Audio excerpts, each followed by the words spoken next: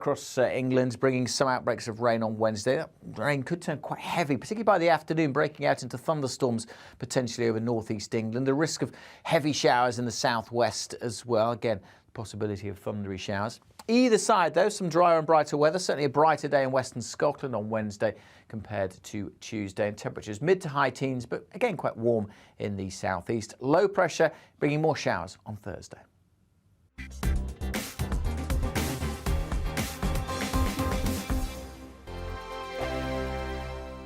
We are GB News. We're right across this great nation. On TV. On radio. On digital. Absolutely everywhere. We don't talk down to you.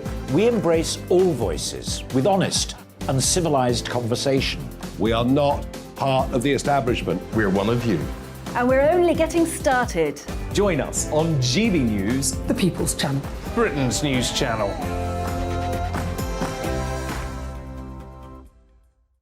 Hi there, it's Stephen and Anne. At breakfast from 6 a.m, you'll always be caught up with everything you need to know, the latest headlines, opinions and debates. We'll bring you the good news and the bad, but most of all, we're here for you. Remember, send in your views and let us know what you would like us to talk about. That's because we're your news channel. And every morning at 6 a.m, it's breakfast on GB News. My name's Tom Harwood and join me 9:30 a.m. every weekday for The Briefing, your one-stop shop for everything you need to know about what's going on in politics today. I wonder if this is a deal that might need to be like the biscuits in this factory, twice baked. Is there not an opportunity here to win out against the extremes? Tom Harwood, GB News. What are you going to do about it? Things should have been done differently, and they certainly are being done differently. Don't miss it. The Briefing with me, Tom Harwood, 9:30 Monday to Friday on GB News. Where would you like to go? Just take me to the studio, please, Matt. You know where you're going. I've got a show to do. Friday Night Feast on GB News, 7 p.m. And it's like nothing you've ever seen before. We take a different angle on the week's biggest news stories. The viewers and listeners set me some absolutely mad challenges to do. We tried to rehome a rescue dog. And yes, there's some other wacky stuff in there as well. I feel like I could take on the world. Well, that's that. Friday Night Feast with me, Patrick Christie's, every Friday, 7 till 9 p.m. on GB News. Be there.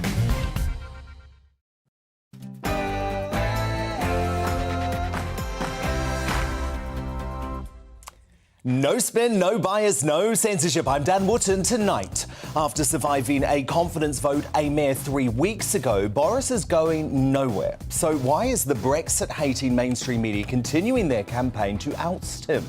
To deliver a dreaded coalition of Labour, the Lib Dems and the SNP, of course. I'll explore that in my digest next, before getting the thoughts of my superstar panel, who I'm sure are itching to tussle with me after 2 weeks away.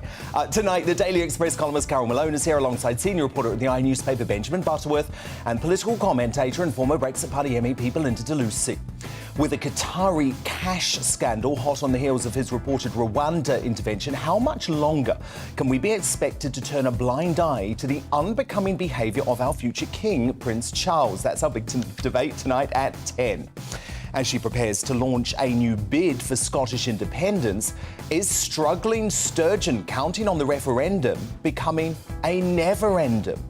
In autumn 18, you said you'd set out your plans for an independence referendum in the not-too-distant future. And in 2021, you said you'd start pushing for a referendum in spring 2022. When is going to be the right time? I'll bring you more on the viral backlash to the First Minister when our man and sterling Neil Oliver joins me in The Outsider at 9:50. As Nadine Dorries and Tom Daley step up to the front line on opposing sides of the gender wars, is prioritising fairness over inclusivity in sport really that outrageous a concept? Ex-Olympian and women's rights advocate Sharon Davies unpacks the latest on the trans athlete debate. She's uncancelled at 10:40. We're the biggest victims of the COVID group least at risk from it, the nation's kids. Well, Molly Kingsley and Liz Cole, co-founders of the Us For Them campaign, explain why they've launched the Children's Inquiry at 10:15. After a blistering rebuke by our very own Nana Acquare goes viral, were Gary Lineker's bigotry comments themselves discriminatory? I'll speak to the GB News host herself before debating the white football star's claims of suffering racist abuse with political YouTuber Maya Tusi, commentator Nurinder Kaur and Iman and broadcaster Ajmal Masmer. That's in The Clash at 9:25. As lefty celebrities react with outrage to the overturning of Roe v. Wade. Make accessing that wisdom your life's work. The Supreme Court. America and f***ing my citizenship. At the end of the day, they truly don't give a about freedom. It's all about them, isn't it? Well, top US broadcaster Megyn Kelly, an attorney herself, explains why it's right for abortion laws to be put back in the hands of democratically elected leaders. A stateside take on the decision tearing America and the world apart at 9:40. And after an interviewer is censored for daring to ask Harry Potter actor Tom Felton a question about J.K. Rowling. J.K. obviously has a sort of more of a backseat now. Is it strange, kind of her not being around at things like this? Next question, please. Oh, okay. Surely it's wrong to edit the author out of her own creation. We'll explore that and more in the Media Buzz at 10:30. Plus, it's Macca versus her Madge as I crown the first greatest Britain Union jackass of my return. And I'll bring you tomorrow's front pages, hot off the press too, throughout the show. This is Dan Wootton tonight. Let's go.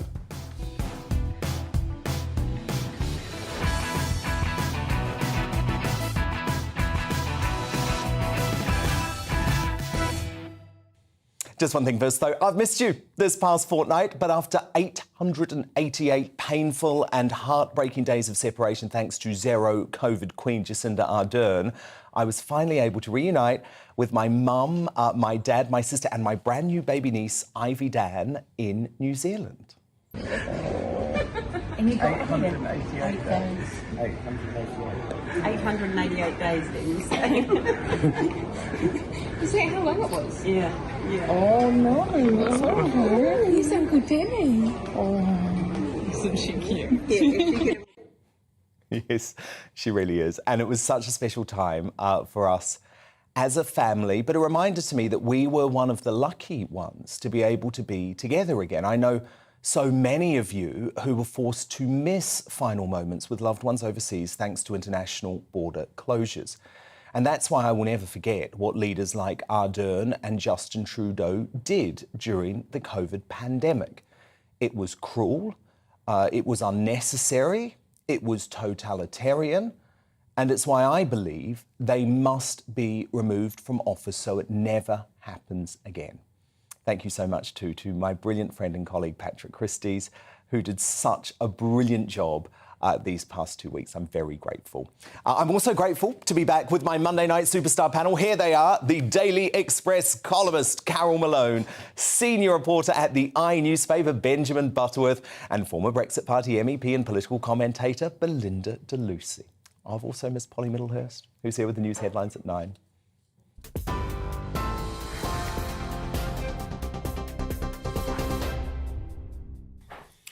Dan, thank you. The top stories tonight on GB News. The London Mayor Sadiq Khan says he's heartbroken by the murder of a woman in East London. Police have arrested a 29-year-old man in Ilford on suspicion of murder. Detectives say they believe it was a stranger who attacked 35-year-old Zara Alina near Gants Hill Station early yesterday morning. The Metropolitan Police is urging women in the area to be alert but not alarmed. Tackling violence against women and girls is an absolute priority for the Met. Every day our officers are working with partners across London to help improve safety in our public spaces. Women should not have to change their behaviour and should be able to go about their business feeling safe any time of day or night. And it is our job to ensure that happens. In international news, the Prime Minister has condemned a Russian attack on a shopping centre in central Ukraine, saying it shows the depths Vladimir Putin will sink to. 2 missiles struck the building in the city of Kremenchuk, setting it alight. At least 13 people were killed and dozens more were injured. President Zelensky said more than 1,000 shoppers and staff were inside the centre when it was hit. Meanwhile, in Germany, G7 leaders are promising to support Ukraine for as long as it takes. It follows President Zelensky's plea for help with grain exports, reconstruction and military aid. He told them he also wants to end the war before winter sets in. And the Prime Minister, Boris Johnson, said the G7 must continue to help defend Ukraine. There is no deal that the President Zelensky can really do. So in those circumstances, the G7 supporters of Ukraine around the world have to continue to help the Ukrainians to rebuild their economy, to get their grain out, to export their grain. And of course, we have to help them to protect themselves. Well, Nato is increasing its quick reaction force from 40,000 personnel to more than 300,000. Secretary-General Jens Stoltenberg confirmed the move ahead of a summit in Madrid this week.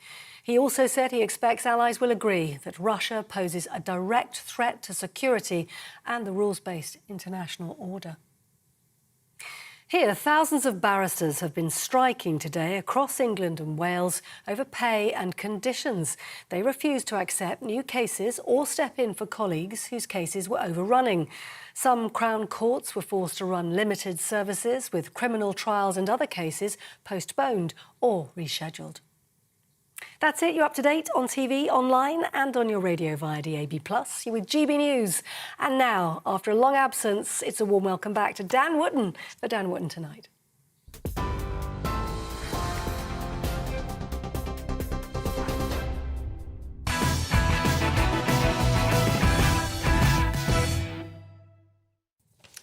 So, I've been away 2 weeks, but during that time, it's become very clear to me that nothing will stop the British mainstream media's campaign. That's right, a campaign to bring about the end of Boris Johnson's leadership. This craven crusade is as exhausting as it is boring, but at its heart, it's actually very sinister and undemocratic, because our major broadcasters know that if they make the Prime Minister's leadership the focus of every news cycle, the government becomes paralysed.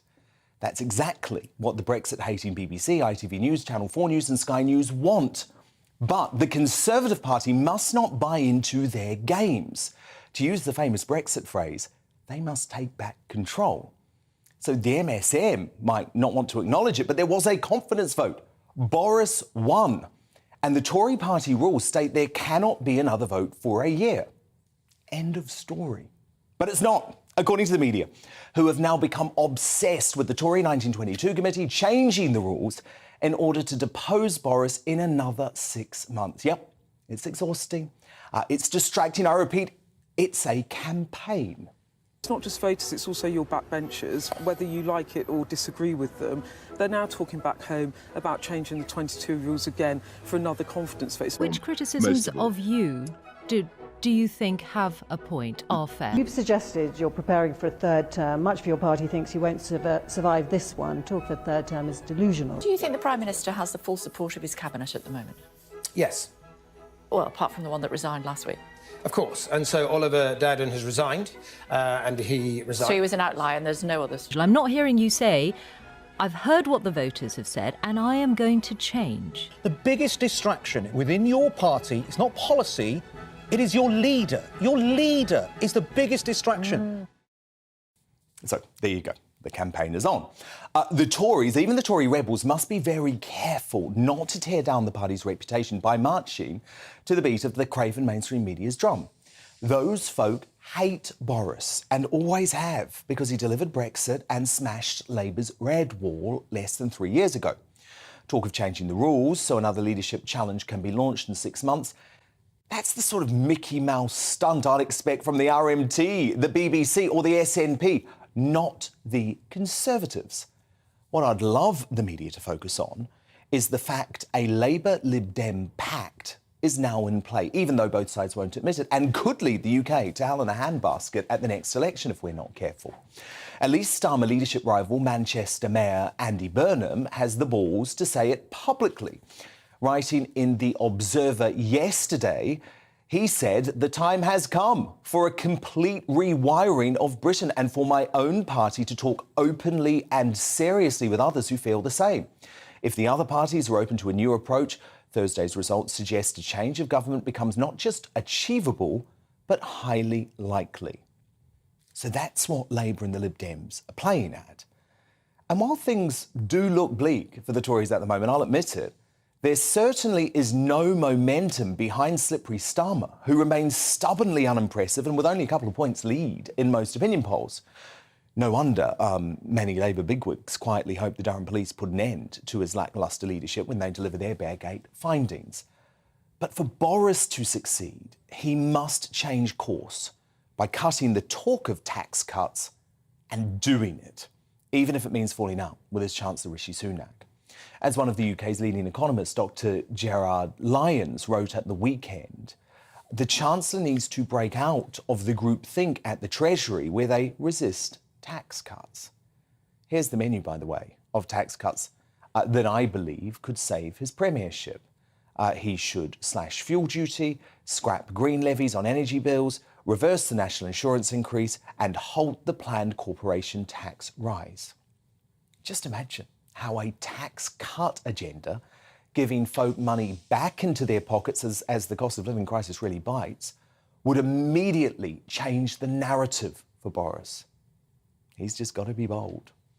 But to respond now, my superstar panel, the Daily Express columnist Carol Malone, senior reporter at the newspaper Benjamin Butterworth, and the former Brexit Party MEP and political commentator Belinda de Lucy.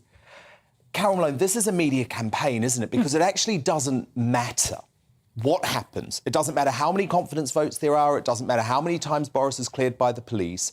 The media are determined to depose him. Yeah, and that's why I'm not entirely sure that even the tax cuts that you have just suggested will make a difference. This really reminds me of the post-Brexit vote, where a bunch of MPs, a bunch of politicians decided they didn't want to let any of the legislation re-Brexit go through. And they don't care what that does to the country. They don't care what it does to the people in the country. They just want their own way. And that's how they feel about Boris. They want him gone. And all this talk, of Lib Dem and Labour pact. You know, there was a Liberal Labour pact in 1977, and it completely consigned both parties to the water for a generation. It's suicide, because what you've got is the two weakest parties that no one really wants to rule in charge of a country. They would never agree on anything. And you know what I really think is sly? Andy Burnham, I've watched him as Mayor of Manchester. Yeah, he's done a good job there. But, remember a few years ago, he threw his hat in the ring for the Labour leadership. And at that time, there were some very good Labour politicians going for the leadership, and he didn't get it. So he's kind of biding his time, and now he's come out with this pact.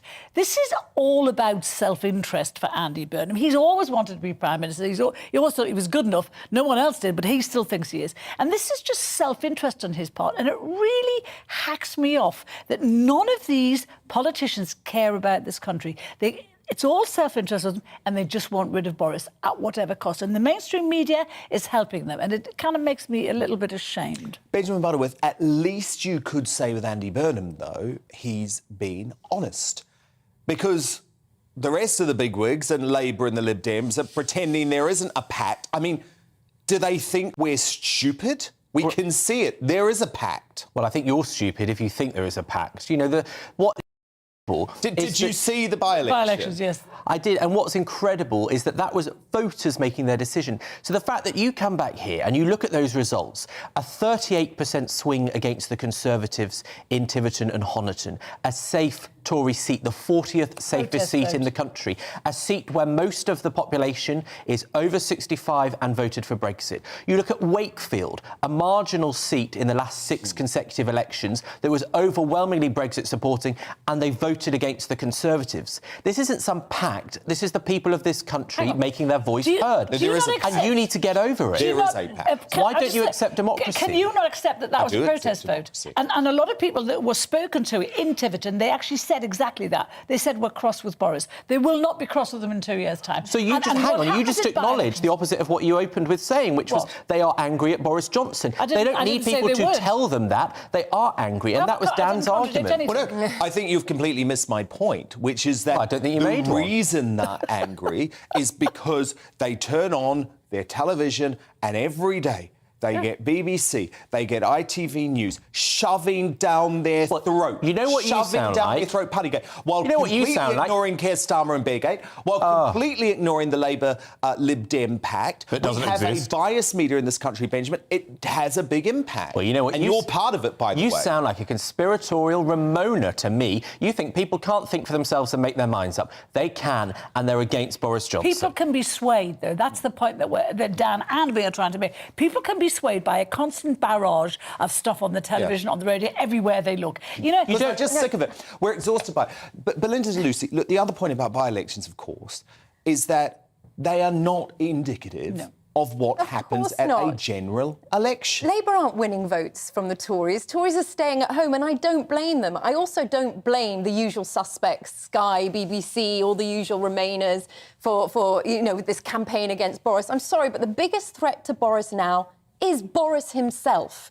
He won an 80-seat majority. He had the electorate in his hands. He had all the power in his hands, and he chose to walk away from his voters. He chose to change path. Now, I'm really sorry, but he needs to take responsibility for that. Now, he's got... You mean with this big state agenda, the high taxes... Oh, not just that, but that we'll take back control of our borders. Oh, we'll may send a few back, but, Rwanda and human rights, all the rest of it. He needs to put on his big boy pants now, the same big boy pants that Zelensky sees in Ukraine, we want to see on the streets of Britain, because at the moment, we've got a bit of a wet wipe Boris. We need the flawed hero that people voted for in 2019. So I'm sorry, but I think Boris is also responsible for the fact that the MSNM have got a bit of a cause against him. He needs to freaking well man up. Sorry. Man up. Did you just swear there? Well, frickin'. Hello. Man up. I mean, look, he's got big boy pants on because he's dressed like a clown most of the time. This is a man who does not listen to the country. What do you mean? At the weekend, he had the gall, the gumption to stand there and say, I'll be in power into the 2030s. How can you possibly think that's defensive? Because he's winding up Labour and the Lib Dems. People like you. He wound up his own Conservative backbenchers with whom that went down like a bucket of sick. And the truth is, this man does not respect this country. What's wrong with it? The entitlement of thinking you'll be in government for 10 years. It's great that we have a Prime Minister who is thinking about the long term, because you know what? Levelling up is going to take a long time. It's going to take a long time. Well, where was he? He went it'll go faster if you get a Labour government, because this government isn't levelling up at all. We see that left, right and centre. Do you know what is terrifying to me? Labour in opposition can't come up with a workable policy. God help us if they actually get into power with the Lib Dems. The Lib Dems are a nothing party. They've barely existed for the past 5 years. And you imagine that them with Keir Starmer's Labour running this country... The ultimate protest, I'm sorry, when a general election comes around and they research Ed Davey and they research that bunch of absolute useless numpties who make up the Lib Dem party at the moment in Parliament, they're not going to be voting for them. And can I just say 51% of the population, the women, I cannot imagine women voting for parties that want to erase us as a sex and allow males into our kingdom. And I'm sorry, that's but because you're an extremist on the sofa, not the country. Coalition will erase women as a sex group, and your daughters won't have a sports category. And by the way, the Lib Dems also want to reverse Brexit. They want to submit to the EU empire again. Why isn't, you know what, Dan? Do you know what it makes it? Why isn't Boris making more of that? He should be saying to people. He should. Final word, Benjamin. Well, 2 Brexit-supporting constituencies voted against the Tories. They didn't vote against, they stayed at home. Yes. They voted against the Tories. You know, if you think the Lib Dems... Labour won by less than 5,000. If you think the Lib Dems are that bad, then how pathetic does that make Boris Johnson's Tories look when they lose so badly? Benjamin Butterworth, Carol Malone, Belinda DeLucy, oh my goodness, fiery first show back. I am loving it already. They're here all night, by the way. But also coming up, as lefty celebrities react with outrage to the overturning of Roe v. Wade, top US broadcaster and attorney Megyn Kelly explains why it's right for abortion laws to be put back in the hands of democratically elected leaders in the US. That's at 9:40. But up next in The Clash, after a blistering rebuke by our very own Nana Acquia goes viral, were Gary Lineker's bigotry comments themselves discriminatory? I'll speak to the GBNews host herself before debating the white football star's claims of suffering racist abuse with the political YouTuber Maya Tusi, commentator Narinder Kaur, and Aman and broadcaster Ajmal Masroor. It's going to be a very interesting clash, and I'm desperate to know what you think about this one too. Dan at gbnews.uk. Tweet us at GBNews. Our poll running there too. The all-important results and the clash straight after the break. Good evening, Alex Deacon here with your latest weather update from the Met Office. Bit of a switch around with the weather tomorrow. It's looking drier and brighter in the east with more persistent rain further west. Today we've had a largely fine end to the day in the west. A lot of heavy showers still at the moment from this weather front further east, but this one is moving in from the Atlantic. The isobars are squeezing together, suggesting it's not just going to be wet, but increasingly windy for Northern Ireland overnight, and that rain spreading into western parts of Scotland. Otherwise, though, this evening showers fading from the east and many places becoming dry with clear spells over northeast Scotland, England and Wales. That will allow temperatures, certainly in rural spots, to dip well down into single figures. So a fresh start here, but plenty of sunshine actually to start the day over the Midlands and eastern parts of England. There will be a dull and wet start, though, for Northern Ireland, and increasingly that rain could cause some problems through the day over southwest Scotland. So we do have a Met Office yellow warning in place. May turn a little drier by the afternoon for Northern Ireland, but still some heavy showers here, and the rain will steadily spread into western parts of Wales and southwest England. But many central and eastern areas dry and fine. Pleasant day over eastern England, quite warm temperatures, 22, 23 degrees, much cooler with the wet and windy weather further west. That rain band will spread eastwards, kind of breaking up as it does so the rain a little more sporadic, but certainly turning a bit soggy over the Midlands, much of northern England as we head into Wednesday. And then we're left with a line of thicker cloud down across England, bringing some outbreaks of rain on Wednesday. That rain could turn quite heavy, particularly by the afternoon, breaking out into thunderstorms potentially over northeast England. The risk of heavy showers in the southwest as well. Again, possibility of thundery showers. Either side, though, some drier and brighter weather. Certainly a brighter day in western Scotland on Wednesday compared to Tuesday. And temperatures mid to high teens, but again quite warm in the southeast. Low pressure bringing more showers on Thursday.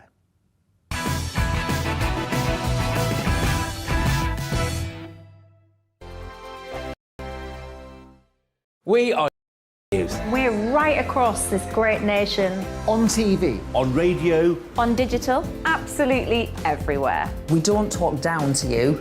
We embrace all voices with honest and civilised conversation. We are not part of the establishment. We're one of you. And we're only getting started. Join us on GB News, The People's Channel. Britain's news channel.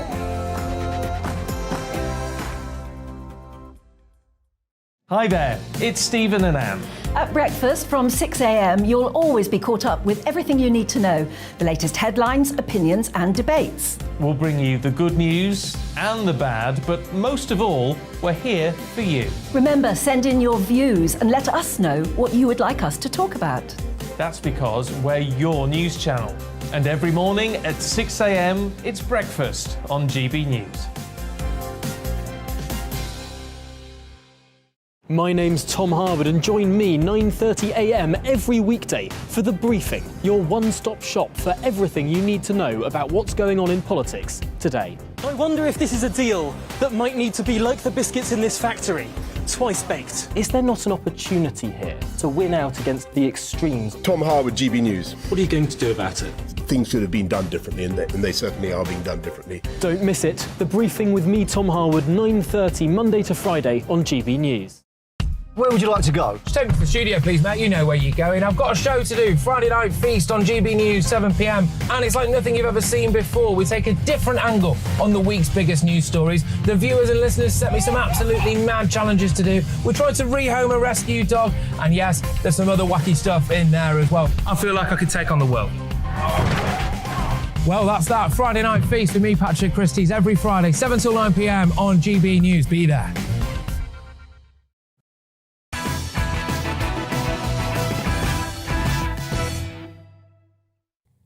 Megyn Kelly and Neil Oliver coming up. A time now for The Clash. And Gary Lineker scored an epic own goal last week when he claimed to be a victim of racism, prompting GB News' very own Nana Acquair to take him to task for his tone-deaf comments in a sensational monologue on her excellent weekend show that has been going viral. But first, here's a reminder of Gary's comments. I was like, this tiny geeky kid with darkish skin, and it was pretty much racist abuse. Although I'm as English as they come. Really? Yeah, all the time. Even in professional football, I had that a couple of times. I wouldn't ever name any names. And here's the home truths Nana delivered to her long-time nemesis. Gary, you haven't got a clue about racism. And that very comment is almost racist in itself. The bit where you say that you are as English as they come, which translates to me that you perceive darker people to be less English, which is why you felt the need to justify yourself and explain it. Can I get a split screen with Gary, please? I'm black, Gary. You're white. Your comments trivialise the experience of racism that people of colour like me go through. May I suggest, Gary, that you stick to things you know, like promoting unhealthy food and tossing a ball. So what do you think? Were Gary Lineker's bigotry comments themselves discriminatory? Let me know your thoughts by emailing dan@gbnews.uk or tweeting @GBNews. And make sure you vote in our poll while you're there. The results very shortly. But debating this tonight is the woman of the hour herself, GB News host Nana Acquia, Amman and broadcaster Ajmal Masroor, broadcaster Narinder Kaur and political YouTuber Maya Tusi.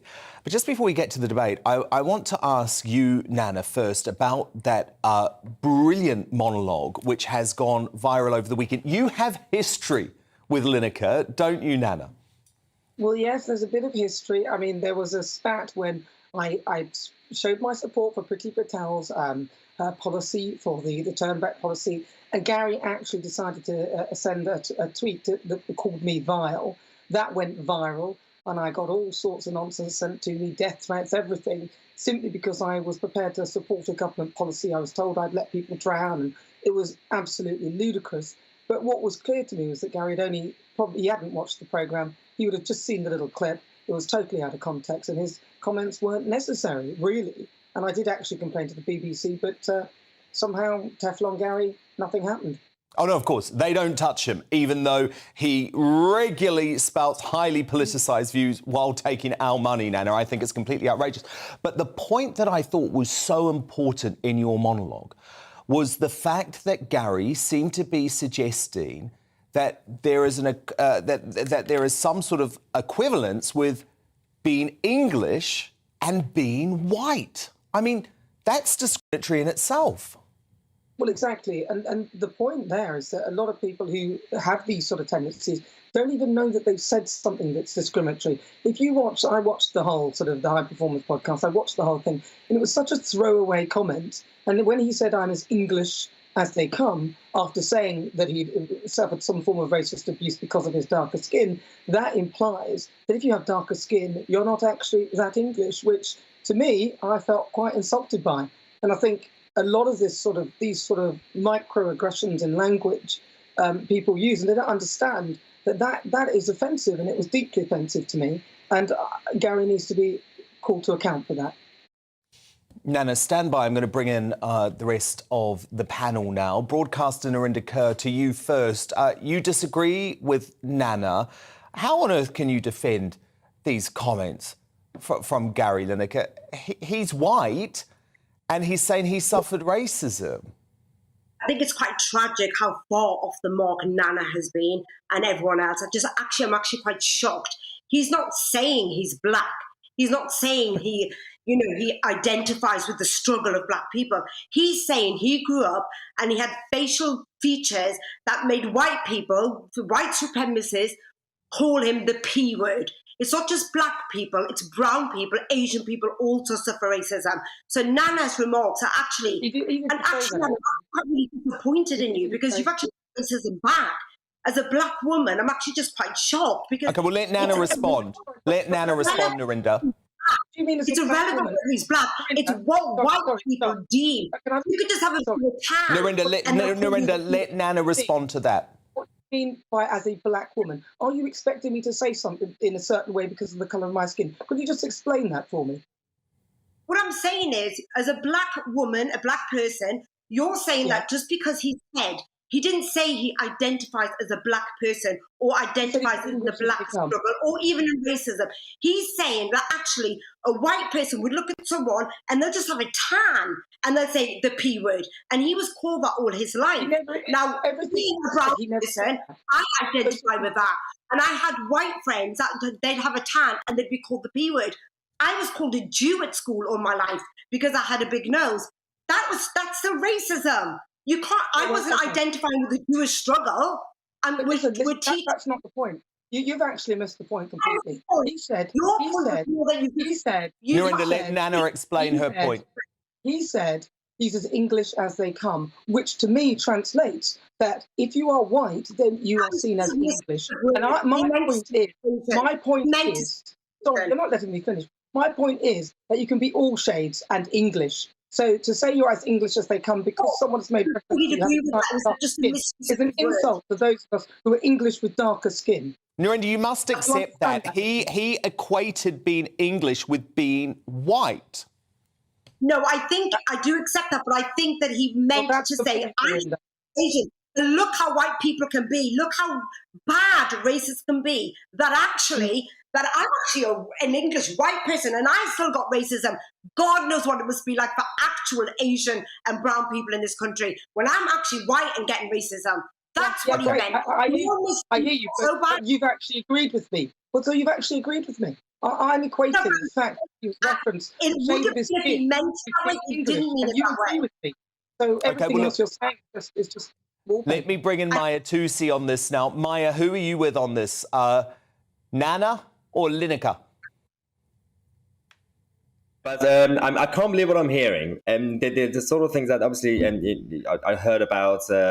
It sounds like the country is so racist. Everyone's so racist. And Gary Lineker is saying that even I'm tanned and I keep getting called racist. That's not even true. The problem I have with the whole Gary Lineker thing, and Nana already pointed out, that he's just obsessed with skin color as a debate. On the one hand, he says, I'm basically so English and English is white. On the other hand, he says that everyone is basically, he suggests that if you're tan, you still get racially abused. The problem I have with this is that on the one hand, actual racism, direct racism, overtly racism is easier to deal with. We know as society in Britain, not other places, in Britain, we know how to deal with it. You call it out and we've already been doing cancelling people on a very societal level. But there's a new problem. People who make everything about race and skin color. That is also a version of racism. It's not overtly racism. It's not directly insulting someone. But if you make everything about skin color and racism, that is a massive problem. And we don't know how to deal with it yet. Hence why even this debate tonight is heated. Because, what would you call it? How do you deal with it? How do you teach someone like Gary Lineker not to stir the pot? That's my problem. Ajmal Masroor, do you feel like Gary Lineker's comments were acceptable? I grew up in the East End of London, in Whitechapel area, in the 70s. Bottles were broken on my face. Our house was knocked. Our front door of our house was smashed regularly. Our kitchen window used to get broken, just because we were not white in that community. And growing up in the thick of racism in the East End of London, even today, when I go down to that particular estate, the same emotions that I experienced then resurfaces and I feel horrified. So when you are experiencing racism, it never goes away and nobody can ever understand what it means to live with that experience. That memory never fades. Any type of racism is a problem for me. But do you think Lineker experienced racism because he has a bit of a tan? Can I just I don't want to belittle a person. That's his experience. I want to tell you about my experience. I've got two kids. My daughter, my wife is Hungarian and I'm Asian, Bangladeshi. Yeah. My daughter is white in complexion. My son is brown in complexion. And when we go out onto the street together, the types of reaction we get from society is unbelievable. Unbelievable. And that's the racism we're talking about. Overt racism and covert racism in our society. Nana, how do you respond to that? We may not like the problem with the color differentiation, and I'm with my friend over there, but we have to deal with it. All forms of racism is wrong. And we do not want to cancel a person's experience because we may disagree with them. That's okay. You disagree. Ajmal, let Nana come in. Let Nana come in. I'm not cancelling his experience, but if you listen to the whole thing, I've listened to the whole podcast. He said it happened a few times, which was kind of weird. So it was a throwaway comment, and there's too many of these throwaway comments. My point is that he simply equated the colour of skin with being English, and that is a covert level of racism that then, in the end, makes people start to conflate the colour of your skin with whether you're English or not. And we need to stop doing that. We need to stop seeing colour. I have a question for you, Nana. I have a question for you, Nana. By saying what you're... Sorry. I've got a question for you, Nana. Question for Nana. Nana. By saying what you're saying, by saying what you're saying, I understand, I hear what you're saying, and I, of course, have sympathy with that. But by cancelling Gary Lineker's experience, we're not making friends. We're actually... No, hold on, let me finish my sentence. I didn't interrupt you. We're not making friends. There are people who will have different experiences of racism. We need to embrace all of their experiences and fight together, standing against all forms of racism. That's where I'm coming from. Okay, so a man with tan skin. I mean, I've got tan skin. I don't think I experience racism. Racism is more to be noteworthy than the other. That doesn't work for me, I'm afraid. That's sad. No, but I've not cancelled his experience. I'm just simply pulling him up on the fact that he's equated skin colour with being English. And I've pulled him up on that. That's what I've done. That's it. Narinda? You really missed the mark. Nana, you really missed the mark there. I felt very disappointed. It was staggering how far you missed the mark, because you did that split screen saying, I'm black, you're white. Actually, he's talking about being brown, and brown people experience racism too, Nana. And you really put us back. I can't talk about you. I'm talking about me. I'm in the street with him. You're talking about his one comment that he made about, actually, I'm as English as they come. That was just a throwaway comment. He didn't mean that, but he meant to say, I'm Caucasian and I still experience it. Okay, Nana, final word to you, Nana. Final word to you. Nothing I've heard here makes me think that I'm wrong. I think I'm spot on, really. I pulled him up on equating the fact that he is looking at colour and equating it with being English. And that is wrong. I think you were absolutely spot on, Nana, and that is why you were such a great watch at the weekend here on GB News. Nana, thank you so much, and thank you too to Aman and broadcaster Ajmal Masroor, the broadcaster Narinda Kaur, and the political YouTuber Maya Tusi. So who do you agree with on this? Were Lineker's bigotry comments themselves discriminatory? Well, Rango on Twitter says, I wouldn't call them discriminatory, but they were utterly moronic and par for the current course. From Bob, Lineker is just a typical middle-class lefty who, despite wanting to appear on the perceived right side of everything, has proven he knows very little about the issues he preaches about. And Sean says Lineker's comments were something out of the Ali G show, and I feel everyone was ultimately offended by his moronic mouth. Yeah, I have to say I'm regularly offended by Gary Lineker's moronic mouth, including in this case. And your verdict is now in. 80% of you agree with Nana that Lineker's bigotry comments were discriminatory. 20% of you say they weren't. Now, coming up, as she prepares to launch Indie Ref 2, does the embattled Nicola Sturgeon actually want there to be a referendum at all? I'll bring you more on the viral backlash to the First Minister when Neil Oliver joins me in The Outsider at 9:50.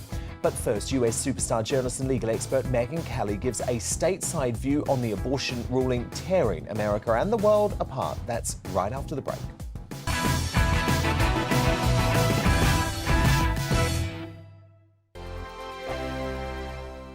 We are GB News. We're right across this great nation. On TV. On radio. On digital. Absolutely everywhere. We don't talk down to you. We embrace all voices with honest and civilised conversation. We are not part of the establishment. We're one of you. And we're only getting started. Join us on GB News, The People's Channel. Britain's news channel.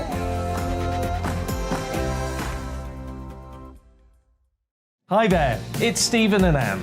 At breakfast from 6 a.m, you'll always be caught up with everything you need to know, the latest headlines, opinions and debates. We'll bring you the good news and the bad, but most of all, we're here for you. Remember, send in your views and let us know what you would like us to talk about. That's because we're your news channel. And every morning at 6 a.m, it's breakfast on GB News.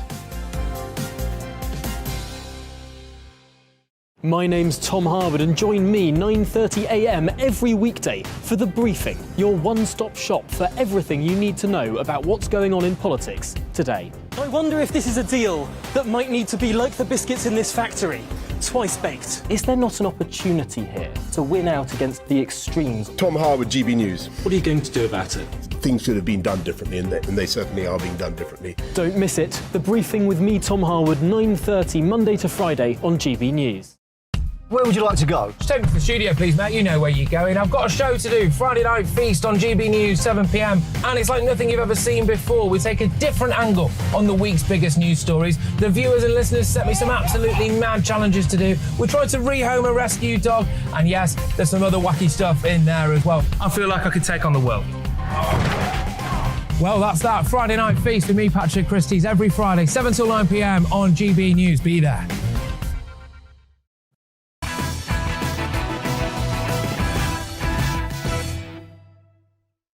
Neil Oliver and Sharon Davies still to come, but first it's time for superstar US journalist Megyn Kelly. Now, the bitter fallout is continuing following the US Supreme Court's bombshell decision to scrap the constitutional right to abortion. The ruling to overturn Roe v. Wade, expected to lead to abortion bans in roughly half the states in the US, is dividing America and the world, and predictably, very predictably, liberal celebrities are making it all about them. Make accessing that wisdom your life's work, because everything depends on it. The Supreme Court. America and losing my citizenship. I'm I just have too much stupid in the world to go back to that miserable excuse for a country. I'm devastated and terrified. And so many women and so many girls are going to die because of this.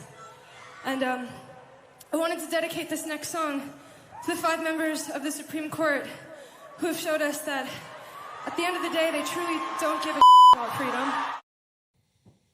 Despite the hysteria, many European countries, including Italy, actually have stricter abortion laws. The most of the proposals on the table now in Republican-led states. So, Megyn, as a former lawyer, a Supreme Court expert too, what did you make of this landmark ruling?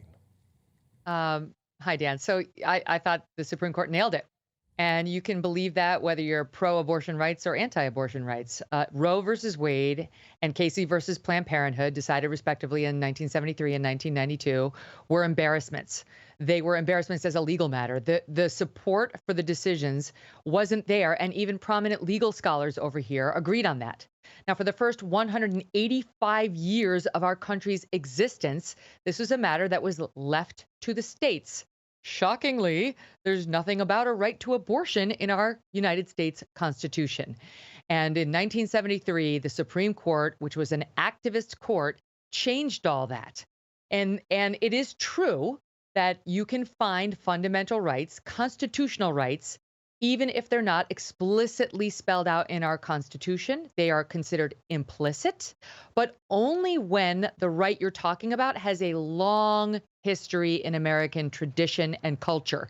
And as of 1973, there was no such right here. There was no tradition in America that favored abortion. In fact, for the vast majority of our country's history, abortion was illegal in virtually every single state, including in at the time Roe versus Wade was handed down, where it was unlawful in 30 of the 50 states. There was no tradition that would have supported finding there was any implicit constitutional right. So what does that mean if it's not in the Constitution? It means it's up to the states, as it was for the first 185 years.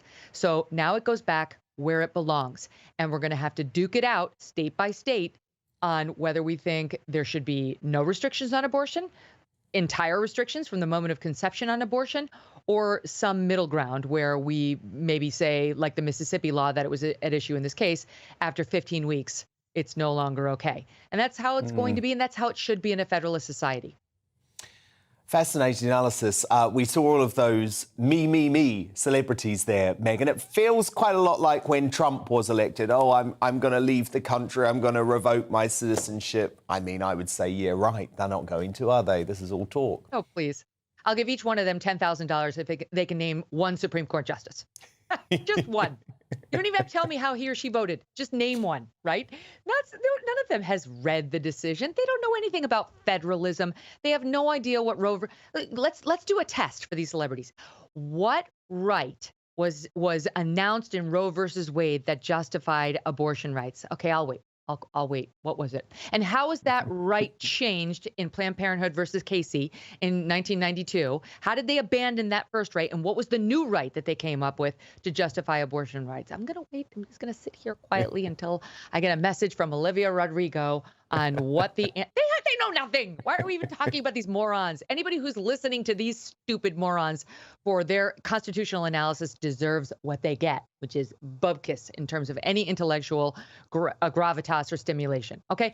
Talk to people who actually have read the opinion, who have a legal background, and who have a history of giving you the straight skinny despite their ideological bias. You look at people like Lawrence Tribe, professor at Harvard, who's cited by the U.S. Supreme Court in the decision a couple times. This is a lefty, an established, committed lefty, who from the moment Roe was decided has been saying, there's not really the legal basis for this. Like, it would have been nice to have it, but like, we don't really have the basis for this. So that's the truth. And I understand UK has pretty permissive rules when it comes to abortion, but at least in the UK, you need 2 doctors to agree on whether you need an abortion at certain points in the pregnancy. Here in the United States, if you find out your baby's a boy instead of a girl and you want to abort it, you can. And there's basically no restriction on that, at least prior to last Friday, up to 20 plus weeks of pregnancy. I mean, it's really, really an outlier when it comes to abortion policy, or it was until last Friday. We were classed with China and North Korea. All right. So now the states are going to be able to decide just how conservative they'll be. Abortion will not be outlawed in America. That's not happening. And while unfortunately women in places like Mississippi or Louisiana or elsewhere may have to travel across state lines now to get an abortion, though that's not entirely clear because there are abortion pills now that can be used depending on the circumstances.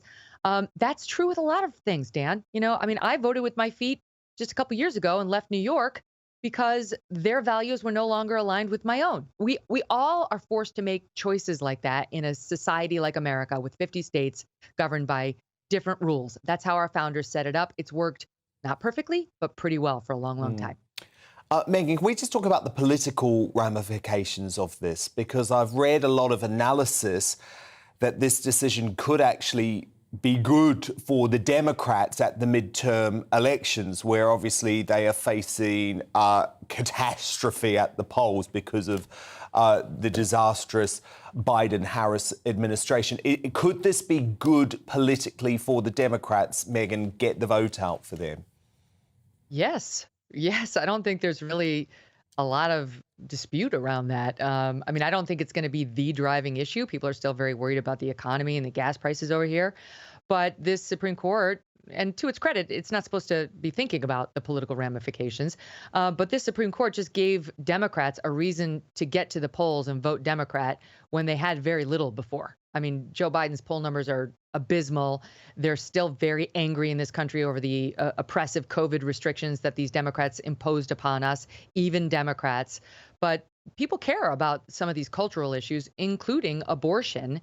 And if they think we've got a right-wing, sort of out of control culturally Supreme Court, it may cause them to go to the polls and vote Democrat, even though they're not supportive of some of these policies. So sure, yeah, this is not a great thing for Republicans. And as the news cycle plays out over the next 4 months before the midterms, the media, being very leftist, is only going to cover stories of, a 14-year-old girl who was raped, who can't get an abortion in the state that she lives in, and not a report about a 17-year-old girl who had the baby she would otherwise have aborted and wound up extremely thankful that she didn't abort her child, right? So that all plays into it, too. I don't think this is a political win for Republicans or conservatives, but I don't think they really much care, Dan, because it's a battle they've been fighting from the heart for some 50 years now. Fascinating analysis, as ever, from Megyn Kelly, top US journalist, host of The Megyn Kelly Show, available on Sirius XM in the US, as well as on YouTube and as a podcast too. Thank you, Megyn. Now, coming up, with a Qatari cash scandal hot on the heels of his reported Rwanda intervention, should we continue turning a blind eye to this unbecoming behaviour of Prince Charles, our future king? I say no, but we'll have that debate and the first of tomorrow's newspaper front pages coming up in the Media Buzz at 10. But first, is struggling Sturgeon counting on the referendum becoming a never-ending? Our man in Stirling, Neil Oliver, joins me to investigate the embattled First Minister's motivation. He's the outsider next.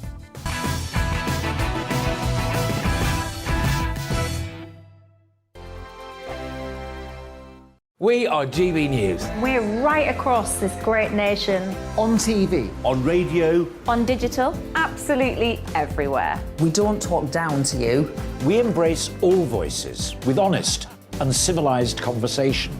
We are not part of the establishment. We're one of you. And we're only getting started. Join us on GB News, The People's Channel. Britain's news channel.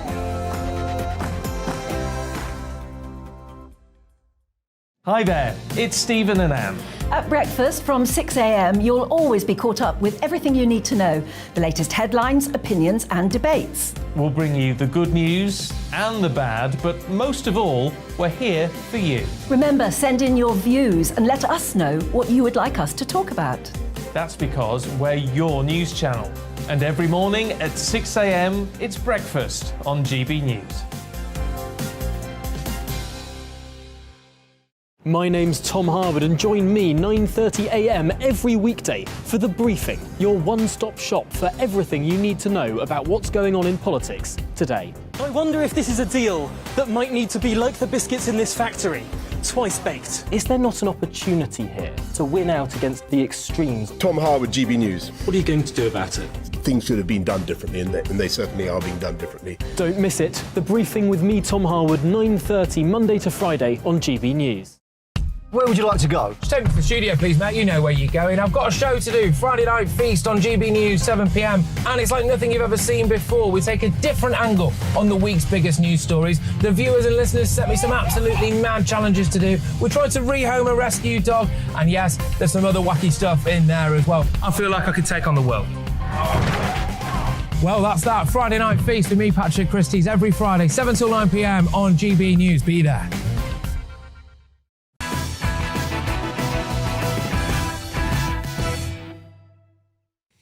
A first look at tomorrow's newspaper front pages soon, but first, Neil Oliver is tonight's outsider. Scheming Sturgeon has invoked Margaret Thatcher as she prepares to unveil her much-delayed and somewhat delusional plan for a second Scottish independence referendum tomorrow. Ahead of her announcement to the Scottish Parliament, the First Minister has accused Westminster of taking a, quote, wrecking ball to the idea of a United Kingdom, saying in a statement, even previous Tory leaders from Margaret Thatcher to Theresa May said they believed the UK was based on the consent of the people who lived in its constituent nations. But can any Scot trust Sturgeon's claims? After all, she's been misleading the public on the so-called never-ending for the past 5 years, as this viral clip shows. I have a mandate to give people the choice. Now, in 2017, you said autumn 2018 was the common sense time for another referendum. In autumn 18, you said you'd set out your plans for an independence referendum in the not-too-distant future. The Scottish Government will, next week, publish the detailed democratic case to enable a referendum. In autumn 2019, you said the referendum must happen next year. In the second half of next year, we've not, around about that time, yes. 2021, you said you'd start pushing for a referendum in spring 2022. When is going to be the right time?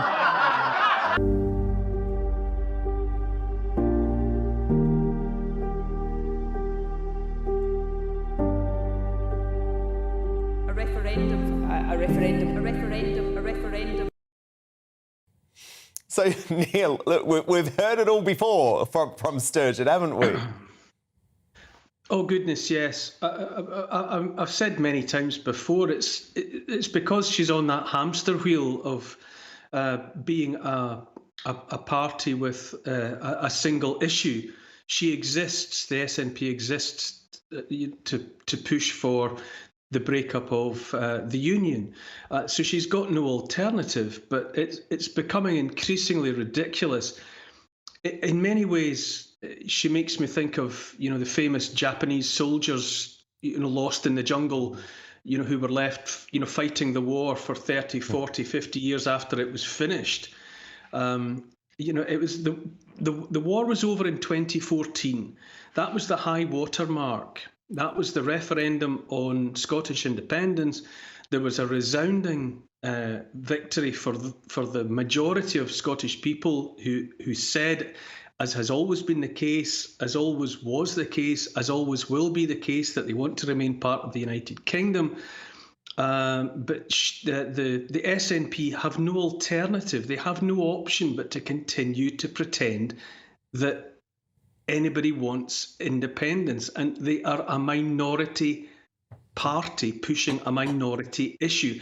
And for most of us in Scotland, I can only begin to imagine how frustrating it must be for the rest of Britain to continue to listen to Nicola Sturgeon and her party pretending that the majority of Scots want to break up the union, because they don't.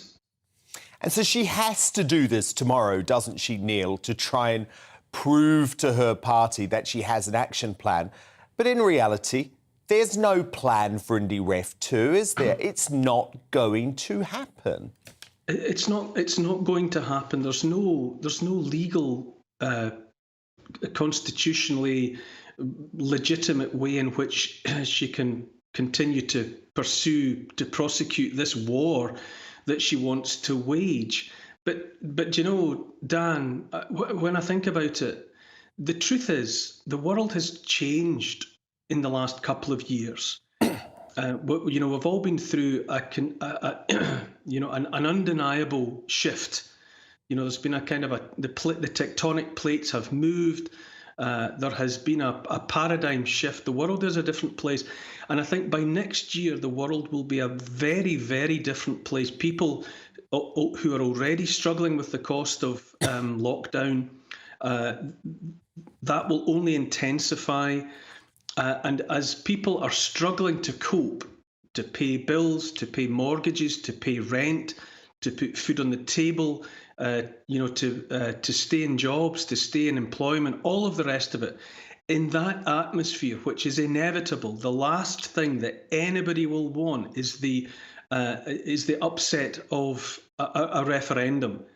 And the very idea that the Scottish government, as has already been announced, that they would propose to spend tens of millions of taxpayers' money, because the only money that any government ever has is taxpayers' money, unless it's something that she's set aside from all the money that was funneled up into Scotland, you know, for furlough and all the rest of it, all the money that came from Westminster to keep Britain afloat during the lockdown and all the rest of it. The fact that people would have to look on at tens of millions of pounds of taxpayers' money being spent on the fetish campaign of a further referendum, it's delusional. People this time next year, people will be struggling to stay afloat if they are afloat. And is that really the time for any responsible government that gives so much as a damn for the well-being of its population to push for something like a hugely, catastrophically expensive division? I ask you. No, it's not. It's not. And that is such an important point. Neil Oliver, thank you so much. Of course, we'll bring you coverage of what Nicola Sturgeon says tomorrow. And it'll be the sort of coverage you won't see anywhere in the Scottish media, by the way, which remains in her pocket. Neil, thank you so much. Thanks, Dan.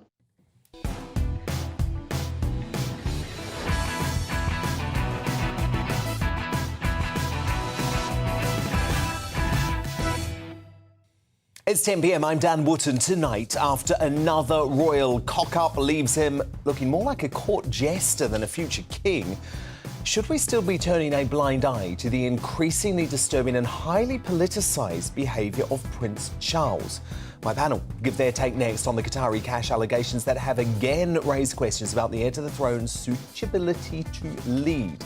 Tonight, I'm joined by Daily Express columnist Carol Malone, senior reporter at the newspaper Benjamin Butterworth, and political commentator and former Brexit Party MEP Belinda de Lucy.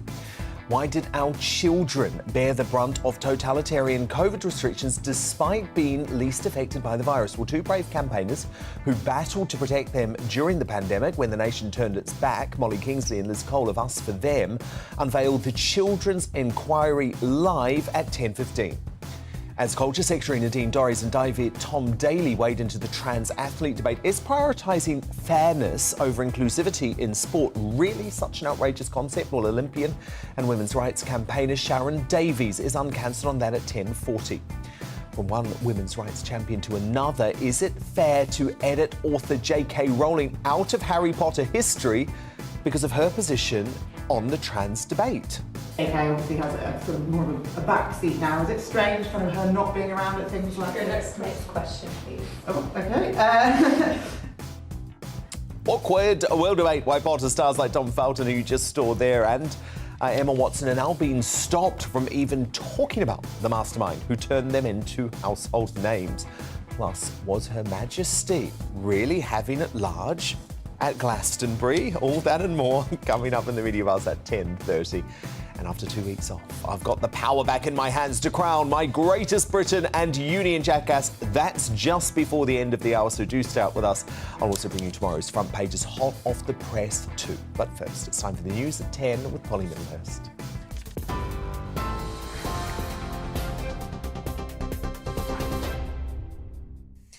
Dan, thank you. Good evening. The London Mayor, Sadiq Khan, has said he's heartbroken by the murder of a woman in East London. Police have arrested a 29-year-old man in Ilford on suspicion of murder. Detectives say they believe a stranger attacked 35-year-old Zara Alina near Gants Hill Station early yesterday morning. The Metropolitan Police is urging women in the area to be alert but not alarmed. Tackling violence against women and girls is an absolute priority for the Met. Every day our officers are working with partners across London to help improve safety in our public spaces.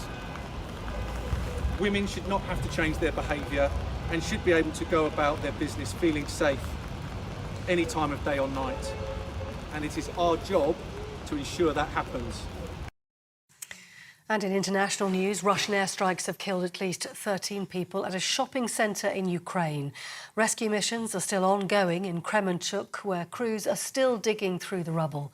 President Zelensky says more than 1,000 civilians were in the building at the time of the attack.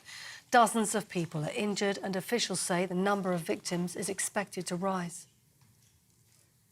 And this all happened just as G7 leaders were in Germany discussing new aid for Ukraine. They vowed to support the country financially and militarily for as long as it takes. Boris Johnson said the attack shows just how cruel and barbaric Vladimir Putin is. Well, Nato is increasing its quick reaction force from 40,000 personnel to more than 300,000. Secretary-General Jens Stoltenberg confirmed the move ahead of a summit in Madrid for this week. He said Russia's invasion was the biggest threat NATO has faced since the Cold War. And here, thousands of barristers have been striking across England and Wales over pay and conditions. They refuse to accept new cases or step in for colleagues whose cases were overrunning. Some Crown courts today were forced to run limited services, with criminal trials and other cases postponed or rescheduled. This is a problem that's been brewing up for a very long time. We've been warning government for years and years that the criminal justice system is going to implode if they don't invest in the system adequately. Over the last 20 years, criminal barristers have seen their real incomes fall by about 28%. And when we had the pandemic at its height, we lost another 23% in our average earnings. The consequence of that, I'm afraid to tell everyone, is that we've lost a quarter of our workforce. And on the opening day of Wimbledon, 3 British tennis players have beaten their opponents in the first round. Former world #1 Andy Murray rose from a set down to beat the unseeded Australian James Duckworth.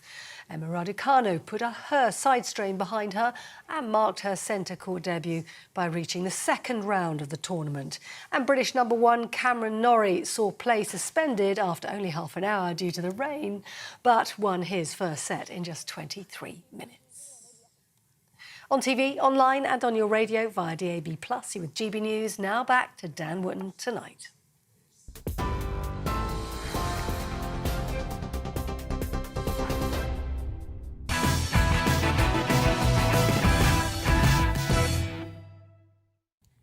Tomorrow's news tonight now on our Media Buzz. Just one front page in so far, and it's the Metro, which leads with the shoppers murdered by Russia. At least 13 people dead, 50 wounded after a missile strike hit a packed shopping centre in the Ukrainian city of Kremenchuk. Terrible news. My superstar panel back with me now, the Daily Express columnist Carol Malone, senior reporter at the newspaper Benjamin Butterworth, and former Brexit Party MEP Belinda de Lucy. An extraordinary report in yesterday's Sunday Times revealed Prince Charles accepted Fortnum & Mason bags stuffed with €1 million in cash, €500 notes actually, from a controversial former Qatari Prime Minister.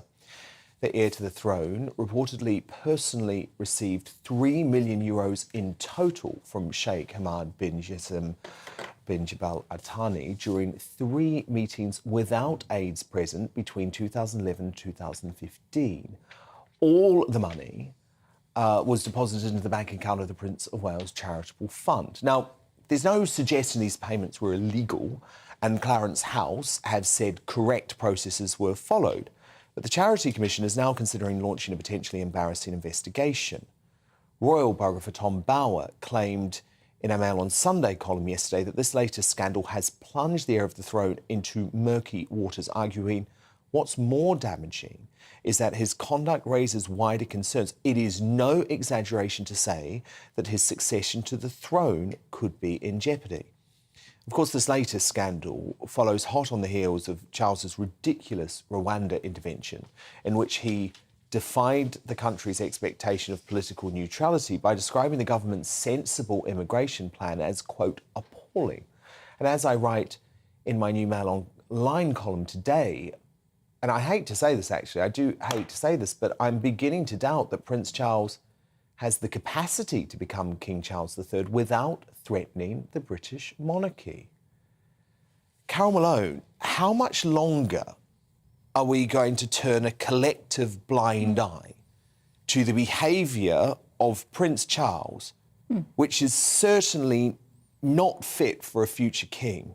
You know, when I read this story yesterday, I mean, it is beyond shocking, and I don't say that lightly. You kind of expect this kind of behaviour from Prince Andrew, but you certainly don't expect it from the guy who could be king in the next few years. And I was reading, this is not the first time he's embroiled about it. He's been friends with this sheikh for a lot of years. And you know, his father, Prince Philip, when he was alive, warned him continuously about the kind of company he was keeping, the kind of businessmen, the kind of politicians. And he ignored all that. You know, it might not be illegal. In the papers that have been at great pains to say today that it wasn't illegal. It might not be illegal, but it is very definitely wrong. And Charles is not... Well, it might not be illegal, but it's immoral, it's immoral, and it's entirely wrong. And, you know, Prince Charles is not a stupid man. You know, we can't blame this on naivety, because the first bag he took was in 2011. He took 3 separate bags. So it can't be naivety, because he was 62 years old when he took the first one. And he took 2 subsequent bagfuls after that. He has to know that taking a bag of cash is not the right thing to do. And, you know, what he's done now is, it makes me, you know, just think about this for a second. Do you imagine that the Queen would ever take bags of cash from any? And can you imagine that anyone would even offer the Queen money? Because she would actually, I mean, I pity the soul who did it to her, because she would cut them short. Charles should have just said very politely, I'm sorry, we'd really like to take your donations, but I can't do it this way. Well, he didn't do that. Do it through the proper channels. He did it again and again. He did it 3 times. I would argue, Benjamin Butterworth, should he even be taking the money from this Qatari former Prime Minister? I mean, look at the regime in Qatar. Firstly, I find it completely hypocritical, by the way, given that they are one of the main producers of fossil fuels, which Prince Charles is telling us we shouldn't be using, we should be wiping out. That's the first thing. Secondly, their human rights record is appalling.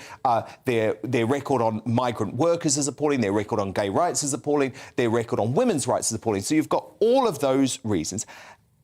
And Benjamin, what is this thirst for cash about anyway? I mean, he gets all of the proceeds from the Duchy of Cornwall. I just fail to understand what's gone on here. I mean, what it shows really is a complete lack of judgment, but it also reveals the power and lack of control that there is over him. And I think that's what's most dangerous, because no one tells him he's wrong. Precisely. And clearly even the Queen either doesn't bother or isn't listened to, because I'm sure she doesn't like any of these things. And Carol just mentioned how the late Prince Philip kept telling him to stop this. But I'm afraid you have to look at this and... You know, I end up looking at what did the Queen do as a mother, because so many of her kids have turned out as spoiled brats. And you have to ask... Are you serious? She should know better. She should know better. Are you serious? Do you know what? That is actually despicable of you to blame the Queen for this. And it says a lot about you, because she is a brilliant woman who has done so much for this country and who led her children by example. And I'm sorry, Benjamin, to blame the Queen for this is wrong. Look at Do you know what? I'm sorry. If this was a family on a Princess Anne, Prince Edward, she's provided great leadership to Prince William. Yeah, Prince Harry got it wrong. Prince Andrew got it wrong. Some kids get it wrong. And you're blaming the mother. He was 62 years old. Why do you want to bash the Queen all the time? I don't want to bash the Queen. You do. You're always bashing the Queen. I waved the flag, the Union Jack for the Jubilee quite contentedly. You bashed her when she didn't wear a mask. I remember that very clearly. You've provided that was a disgrace. It wasn't a disgrace, but do you know what? She led by example. The truth is that if this were a family on a council estate, you'd be sat here saying, well, what did the parents do wrong? They should have better moral judgment, better guidance, and this isn't a normal family. With a 70-year-old, I'd be blaming the 96-year-old parent. You've lost the plot. You know it. Listen, this sheikh as well, you know, there's been talk today that when he was Prime Minister of Qatar, that he actually he admitted to maybe funding the Syrian branch of Al-Qaeda. Charles knows all of that, and yet still he takes money. So why do you know what? I'm sorry, I'm just really angry that you have decided to turn on the Queen for this, because the Queen has so sensibly and astutely kept herself above the political fray. And she has been whiter than white for years. Hang on a minute. Spoiled brat, in defence of Prince Charles, listen, I agree we need some defence of Prince Charles. I've got to defend him. I agree with the panel in as much as his meddling and interfering has to stop. I believe it will when he gets crowned. However, this man is terrible at selling himself, terrible at defending himself, so he always looks like the villain. This man set up one of the UK's most incredible charities in 1976. He set up the Prince's Trust with his own money, with severance pay from the Navy, that has helped over 1 million of the most vulnerable teenagers in this country since. These are often homeless, suicidal. He has helped them up from having an instant... Why did he say... This is never talked about. Why didn't he say to the sheikh... Why didn't he say to the sheikh, look, your money will be very helpful, but could you put it through the normal channels, like into the charity's bank account? Well, but Carol, it's not just that. It's not just that, because, look, I do agree that Prince Charles's charity has done a lot of good work. But we have to be honest, a lot of this money from this bloke has gone into doing up Prince Charles's Scottish estate. So not all of this money is going into good cause. Well, I mean, that kind of context, what I'd read, is that the money was given entirely to the charity. But the charity is responsible for the upkeep of the Scottish estate. Among other good causes. Yeah, but the bottom line here, this is manna from heaven for Republicans, for people who say, you know, we shouldn't have a monarchy, that they're bloated and they're overpaid. This is grist for their mill. I'm starting to think Benjamin Butterworth is a Republican, actually. Do you know what? Are you, Benjamin? I'm not a Republican, but I tell you what, there's a damn chance I will be if Prince Charles becomes king and behaves like this. And the truth is, monarchists like yourself are right to criticise Prince Charles because there'll be a lot more Republicans under this behaviour. It makes you wonder. Because it's not being disloyal to criticise Prince Charles here, because the man has to get his S-word together, because he is putting the monarchy at threat. Can we put it in perspective? We just need a bit of perspective here. Look at our kings. Look at our monarchy throughout history. You had Henry VIII, married 6 times, killed 2 wives. You had Charles II. Most of us are related to him, but he shagged so many, you know, ladies of the night. She's swearing like a trooper tonight. Edward VII, Queen Victoria's son. His nickname was Dirty Bertie. Yes, his nickname was Edward the Caresser, because he had so many ladies. We expect him to be a saint. Edward VIII. Okay, and he's not. He's Never made mind all mistakes. that. We're talking about Queen Edward VIII Elizabeth. was a Nazi. But the thing is, when people give money like that, there are usually... When people give money in that way, there is usually strings attached. Of course there is. They usually want something. The worry here is it's about cash for access, and the optics are appalling, and Prince Charles has to sort this mess out. Makes you wonder, is this why the Queen has hung on so long? Yes, I think because she understands. She ain't going anywhere. She ain't going anywhere. My God, we need her not to go anywhere. Now, we all know the best way to deal with the bully is to laugh at them, and the G7 leaders have been doing just that. The bitter war in Ukraine is top of the agenda as the world powers embark on their 3-day summit in a Bavarian alpine resort, with the group already agreeing on an embargo of imports of Russian gold. But despite a heavy-hitting agenda, Boris couldn't resist getting a schoolboy dig in at Putin's expense. Remember this? Well, Boris thinks he and the G7 lads could give the tyrannical Russian leader a run for his money. Watch. Jackie Tom. Can we just for the picture? Can we take our clothes off? Let's wait for this picture. You just want to show up. All have to show them a tough and brutal. Get the bare chest and horseback ride. Oh, yes. Take off. You've got to show our peps. Sort of cringed at that, if I'm honest, but even the usually straight-laced Ursula was getting involved in that very awkward banter.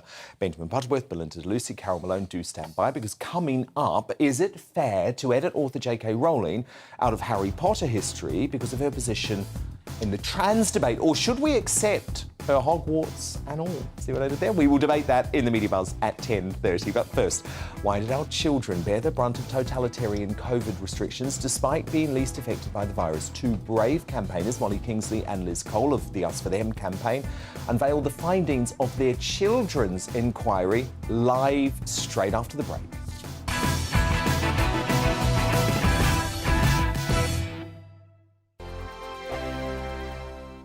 We are GB News. We're right across this great nation. On TV. On radio. On digital. Absolutely everywhere. We don't talk down to you. We embrace all voices with honest and civilised conversation. We are not part of the establishment. We're one of you. And we're only getting started. Join us on GB News, the People's Channel. Britain's news channel.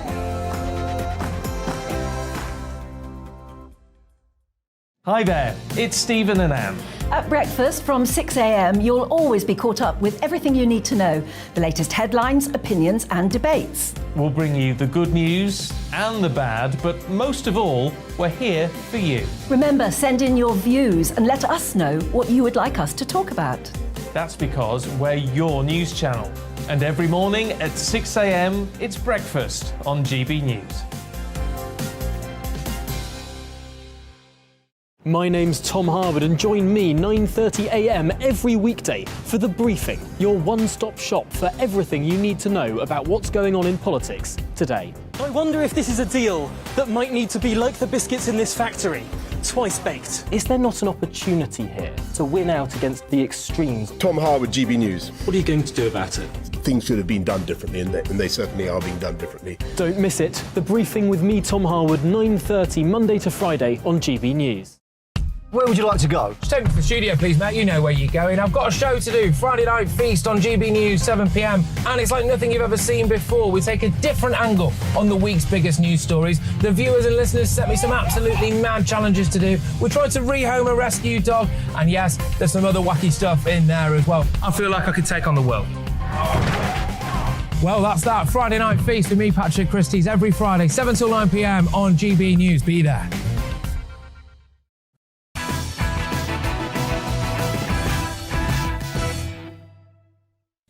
Sharon Davies is uncancelled on the trans debate shortly, but first, we know by now that young people were disproportionately affected by coronavirus, and not because they got sick from the virus. Isolating lockdowns, school closures, remote learning, cancelled social events and taped-up playgrounds were just some of the cruel and devastating measures inflicted upon our youngsters. As you know, I've recently launched a lockdown inquiry on this show that continues to cover the impact these knee-jerk draconian policies had on Britain, including on our kids. But since the start of the pandemic, Us For Them co-founders Molly Kingsley and Liz Cole have been doggedly fighting for the rights of our children, and their laser-focused efforts have culminated in a compelling new book, The Children's Inquiry, How the State and Society Failed the Young During the COVID-19 Pandemic, which is out on Thursday. And Molly and Liz join me now live. What has your book discovered and uncovered about the impact of lockdowns on British kids? I mean, I think the most shocking thing for us is twofold, actually. It's how widespread the impacts were. So I think, we know that kids did not fare particularly well during the pandemic, not because of the pandemic so much as actually the very indiscriminate measures imposed on them. But I think until we really started digging into it, we hadn't really taken on board just how many kids were affected. So, for example, just one recent report, and sadly there's reports coming out, you know, almost every week it seems, recent report from the Children's Commissioner that says 1.7 million children are now absent in some way from school regularly, and that's 1 in 4 children. So, you know, that's just one example of a very big number. And, you know, likewise, the number of children who are struggling with their physical health, their mental health, it's huge. And I think the second thing is just how many of these impacts were not only predictable, but actually predicted. Yes. I mean, you were shouting about it. And Liz Cole, reading some of your book, what I thought was so interesting is the way that children were dehumanised over the course of the pandemic by leaders. I mean, they were essentially treated as vectors of the virus, and that was it. They were. I mean, effectively, they became an underclass. They weren't only treated as an underclass, but they were also, adults were actually terrified of children, and the language that we used to describe children wasn't used to describe any other group. They were described as vectors, as reservoirs, petri dishes, you know, and absolutely... By officials and by government ministers. Yeah, and the whole, as we've discussed before, the whole, you know, don't kill granny, discussion has been something that I think children have absorbed, that they're actually something to be feared and not to be cherished and nurtured. Which is so wrong. And Molly, you talk about a term called childism. What do you mean by that? I think what we've seen is really quite a discriminatory and unpleasant attitude towards children. And I know that sounds extreme, but actually what we did to kids was really extreme, and it was particularly extreme because it happened in some cases at a time adults were not subject to similar restrictions. So, you know, I guess maybe the archetypal illustration of that is masks. We had our children masked up for 7, 8, 9 hours a day at the same time that we had, you know, teachers' award ceremonies, very famous photo, Nadeem Sahawi photoed unmasked, very same evening the latest mask mandate was introduced for children. And that's just one example, but there are many of that type of instance of restrictions for kids going above what happened in the adult population, and that's discriminatory.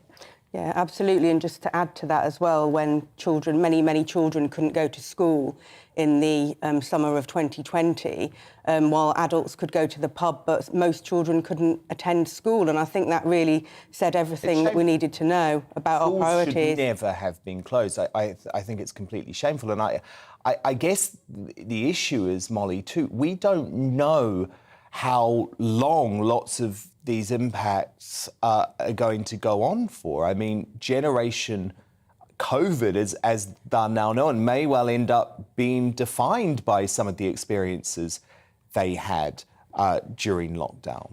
Yeah, I mean, I think it's quite scary, isn't it? And I think that is nowhere more the case than with very young children. So there are now reports coming out, and they don't make for pleasant reading.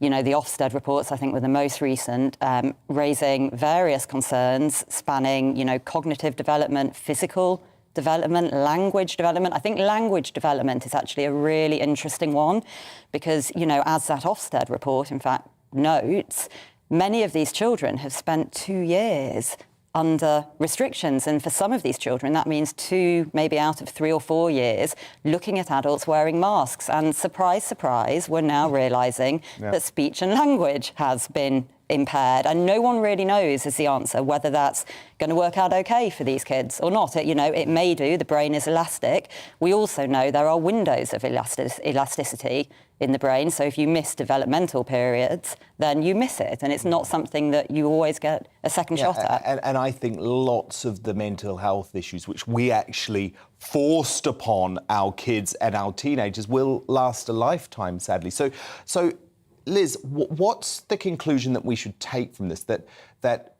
if we go through something like this again, which I think is probably inevitable given the hysteria around now about even the smallest new virus or illness that comes back, we should never close schools, presumably. Well, I think one of the objectives of writing the book is that we want to really put this account out there to have policymakers acknowledge that this can never happen to children again, because the harms were so catastrophic that it would just be unconscionable if we were to do this again. So that's probably, you know, one of our key messages from the book, that we want to safeguard children from such future measures, and for policymakers to learn the lessons. But unfortunately, we're not seeing any evidence, actually, that there's any sort of accounting for this, since children were originally almost airbrushed out of the original terms of the inquiry. So it doesn't bode well for us, but we would really like to see some learnings be taken from this. No, indeed, and it is so important. Thank you very much for all of your great work as part of Us for Them. That's Molly Kingsley and Liz Cole, authors of The Children's Inquiry, which is out on Thursday. Now, coming up, as Culture Secretary Nadine Dorries and Tom Daley dive into the trans athlete debate, is prioritising fairness over inclusivity in sport really such an outrageous concept? Olympian and women's rights campaigner Sharon Davies uncancelled at 10:40. But next, in the Media Buzz, is it fair to expel J.K. Rowling from the Harry Potter franchise? I'll ask why Potter stars like Tom Felton are now being censored from talking about the woman who turned them from muggles into household names. More newspaper front pages on the way next too.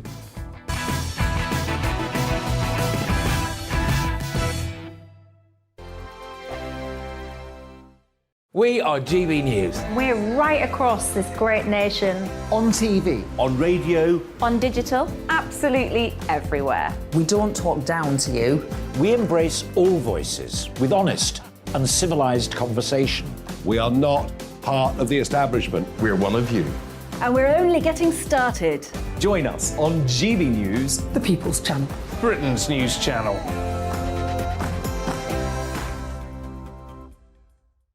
Hi there, it's Stephen and Anne. At breakfast from 6 a.m, you'll always be caught up with everything you need to know, the latest headlines, opinions and debates. We'll bring you the good news and the bad, but most of all, we're here for you. Remember, send in your views and let us know what you would like us to talk about. That's because we're your news channel. And every morning at 6 a.m, it's breakfast on GB News. My name's Tom Harwood, and join me 9:30 a.m. every weekday for The Briefing, your one-stop shop for everything you need to know about what's going on in politics today. I wonder if this is a deal that might need to be like the biscuits in this factory, twice baked. Is there not an opportunity here to win out against the extremes? Tom Harwood, GB News. What are you going to do about it? Things should have been done differently, and they certainly are being done differently. Don't miss it. The Briefing with me, Tom Harwood, 9:30 Monday to Friday on GB News. Where would you like to go? Just take me to the studio, please, Matt. You know where you're going. I've got a show to do. Friday Night Feast on GB News, 7 p.m. And it's like nothing you've ever seen before. We take a different angle on the week's biggest news stories. The viewers and listeners set me some absolutely mad challenges to do. We tried to rehome a rescue dog. And yes, there's some other wacky stuff in there as well. I feel like I could take on the world. Well, that's that. Friday Night Feast with me, Patrick Christie's, every Friday, 7 till 9 p.m. on GB News. Be there.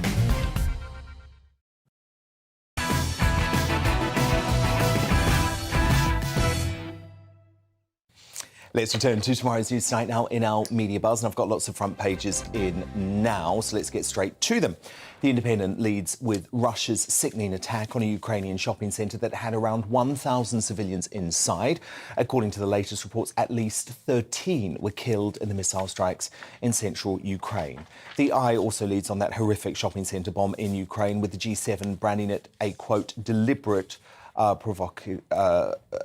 attack.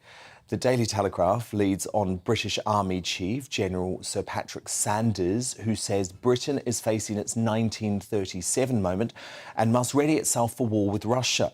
His comments come off the back of news that Nato will expand more than 300,000 troops to be on high alert.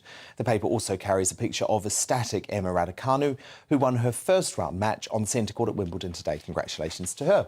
The Guardian leads on fears of further strikes as it reports doctors are now eyeing their own 30% pay deal. Delegates at the British Medical Association's annual conference voted to press ministers to agree to the deal to make up for real-term salary cuts over 14 years. The Daily Mail also covers the demands of doctors who want that pay bump. The BMA says GPs will walk out if ministers don't cough up. Judging by the empty surgeries up and down the country and the impossible task of seeing a GP these days, you would have thought they were already on strike, to be completely honest with you. And the Times also, of course, leads on that Ukraine missile attack, with Boris Johnson vowing Putin will pay for his barbarity. It reports that the British Army has been told to train for war with Russia. Worrying stuff. More in the Media Buzz now with tonight's superstar panel. The Daily Express columnist Carol Malone, senior reporter at the newspaper Benjamin Butterworth, and former Brexit Party MEP Belinda de Lucy. Now, I'm going to be honest, I may have never read a single word or seen a single second of Harry Potter, but I respect the fact J.K. Rowling has brought joy to millions of people around the world with the work, and certainly believes she should be celebrated for her creation, regardless of her views on women's rights that a vocal minority have deemed unpalatable. And yet the woke suits gatekeeping the Harry Potter franchise seem intent on wrapping an invisibility cloak around the best-selling author at any opportunity and erasing her from her own brainchild. So I want to show you what happened when Tom Felton, who played snivelling, I think it's Draco Malfoy, goes over my head in the movies, was asked a question about Rowling while plugging a new attraction at the Harry Potter studio tour. Watch. To 80-year-olds and still enjoy the world equally. So I think to be part of that is pretty cool. Yeah, it really is, isn't it? And you're sort of, you know, you're still very much, you and the other stars of the film are sort of very much still the face of the franchise, if you like. You know, we sort of, you know, speak to you and hear from you guys, and as I was just saying, you get asked about it all the time. JK obviously has a sort of more of a backseat now. Is it strange, kind of her not being around at things like this? Next question, please. Oh, okay. Now, I would remind that overzealous rep, who considers the very mention of Rowling one day after the milestone 25th anniversary of the first Potter books publication a PR disaster. Without the author, there would be no Warner Brothers studio tour, raking in almost £133 million a year. And Warner Brothers itself would have spent out on 20-plus years of box office takings, totalling almost £27 billion. Now, this snub comes amid rumours that Emma Watson, who owes her career to Rowling after being plucked from obscurity aged 10 to play Hermione Granger, has refused to return to the Potter franchise if the author is involved. The Star's team haven't responded to the claims, which originated on film and TV news site Giant Freaking Robot, and follow public rebuttals to Rowling's comments on trans people, including this moment at the BAFTAs in March. I'm here for all of the witches.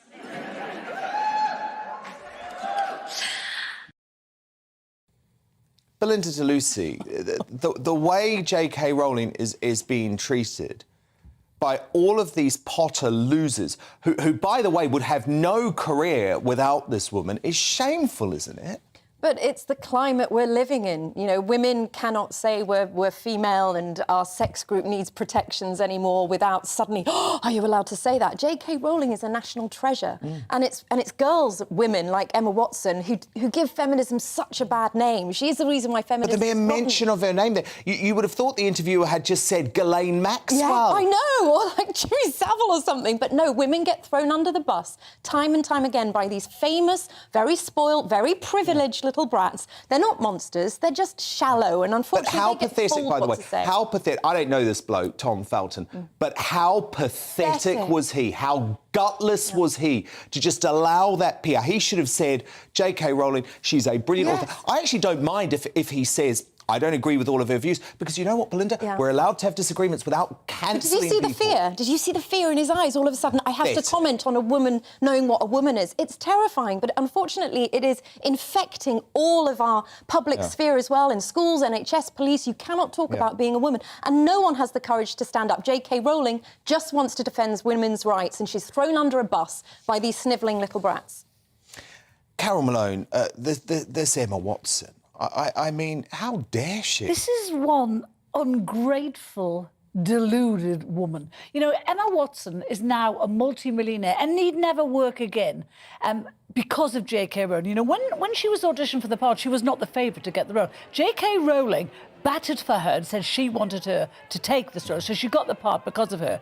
But, you know, Emma Watson, had it not been for J.K., would have been an English teacher in the home counties, and if she was lucky, a member of the local Amdram group.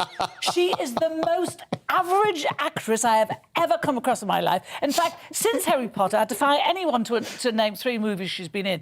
And actually, she had to deny last week that she was still an actress. People thought she'd retired because she hasn't had a movie since 2019, and that was Little Women, where she played Meg, who was the boring one in that as well. She was the one who got married and was a housewife. You know, this girl is averagely talented, I would say. And for her to you know, this all started when J.K. Rowling had the audacity to say, do you remember? It started when she said, you know, she was upset at the phrase people who menstruate. That's how it's supposed to talk about. And she said, oh, what were those people who menstruate called? Oh, hang on, they were called women. And she kind of did this skit on Twitter. They were called women.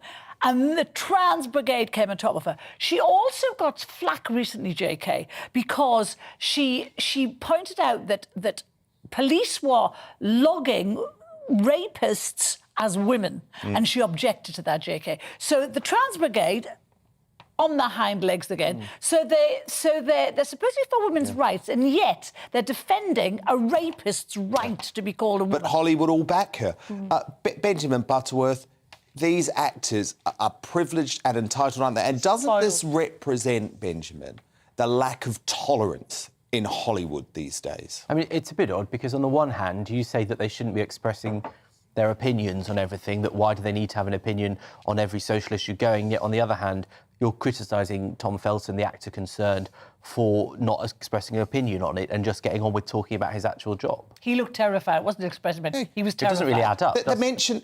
it does add up. But it doesn't. The mention... I'm sorry, Benjamin. They should be getting mention involved of... He's doing an interview... Let's just break this down, OK? Because this is very simple to me, but clearly you need a bit of help. No, but the bloke is doing an interview about Harry Potter. Harry Potter was born 25 years ago thanks to the work of J.K. Rowling. The interviewer literally mentioned the name J.K. Rowling, and he looked terrified, and the PR rep stopped him talking about it. Well, you've done a lot of showbiz interviews, and I'm sure you've had a lot of celebrities more famous than Tom Felton who have said they won't answer your question, and the PR has stopped in the person that was managing that. But this is the author of the very book that have made these people famous, and they can't talk about it. Watson is now saying that she won't appear in any more of the Harry Potter. Who cares? Yeah. Why doesn't somebody put a spell and make it disappear like she was never in there? Because she didn't add that much. I don't think it'll be any lost Carol if Hermione disappears. I just want to look at this moment from Tom Felton again, because it was just so ridiculous. There he is. Look, utterly terrified Benjamin. And you defend that. I don't think he looks terrified, but I must confess, I hope I don't look like that at 34. And he looked at the PRs to say, what should I be saying now? Can't he think for himself? Can't he say exactly what Dan said? You know, I don't agree with her, but, you know, we all have to be grateful. None of them would have been as Benjamin, rich as let's just they be frank about this, right? You think J.K. Rowling should be cancelled from polite society, don't you? She wrote the books and they're incredibly popular and people are entitled to buy them. No, but answer my question. The whole point here is... Why aren't you answering my question? Because do you have to agree or disagree with the authors? That seems to be the argument that you make most of the time. No, what I'm saying to you is that you believe it's OK that J.K. Rowling is being cancelled. She's not being cancelled. From polite society. Well, look, let's just say I hope my career gets to be as cancelled as J.K. Rowling's with $1 billion in the bank. Don't my gosh! Benjamin! Now, Glastonbury wouldn't be Glastonbury without some woke social justice warrior preaching to the champagne socialists who can afford the £250 price of a ticket. But this year, the festival outdid itself by putting ultimate eco-irritant Greta Thunberg on the bill, and she warned of a total natural catastrophe while leading crowds in chants of climate justice. But her virtual signalling followers failed to turn their words into action and left a sea of rubbish across the 900-acre site for others to pick up. According to eco-experts, Glastonbury produces around 2,000 tonnes of waste each year. Think how much worse that would be if any of the grimy hitter crickets there bothered to shower.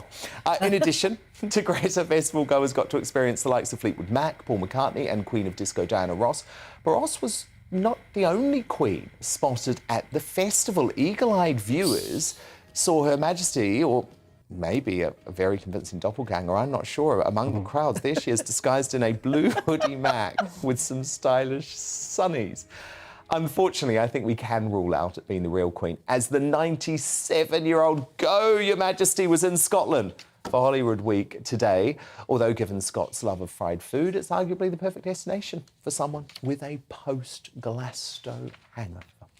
Belinda DeLucy, Benjamin Butterworth, Carol Malone, do stand by, because coming up, it's Macca versus Her Madge as I crown today's greatest Briton and Union jackass. But first, as Nadine Dorries and Tom Daley dive into the trans athlete debate, is prioritising fairness over inclusivity in sport really such an outrageous concept? Well, Olympian and women's rights campaigner Sharon Davies is uncancelled on that in mere moments, just after we take a very quick look at what's coming up in tomorrow's show.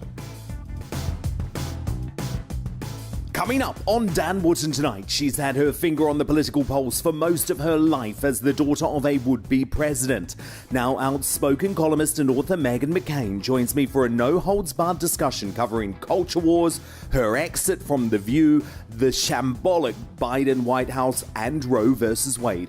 Plus, I meet Scott Nugent, the free speech warrior who regrets transitioning from female to male and is now educating folk on gender dysphoria and the push to submit young people for extreme procedures. And as ever, there's a host of opinion from comedian Jim Davidson, our very own Nigel Farage, and my superstar panel of former Daily Star editor Dawn Neeson, conservative commentator Calvin Robinson, and Sunday Mirror political editor Nigel Nelson. That's Dan Wootton tonight, Monday to Thursday from 9 p.m. till 11 p.m. on GB News. But it's time now for Uncancelled. We're Britain's top commentators speak out on controversial issues without the fear of the cancel culture sweeping the rest of the media.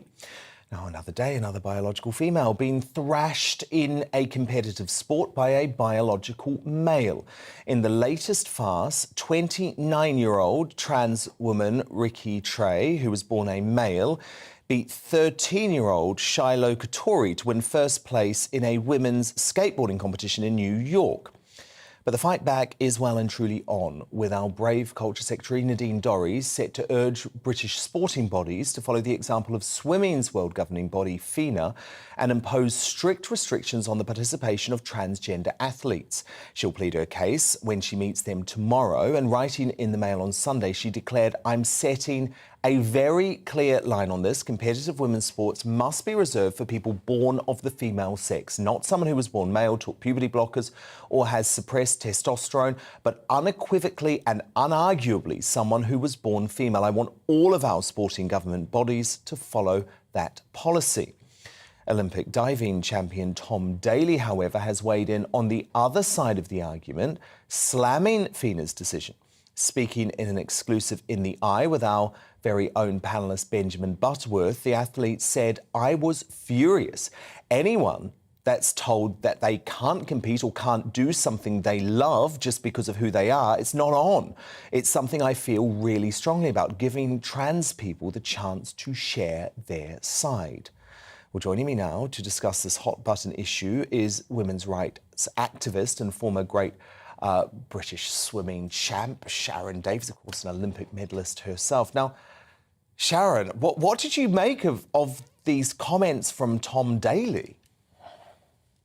Well, I mean, as you've been saying all night, everyone is entitled to their comments. Tom made these comments at Britain's LGBT Awards, so it's kind of obvious what he was going to say.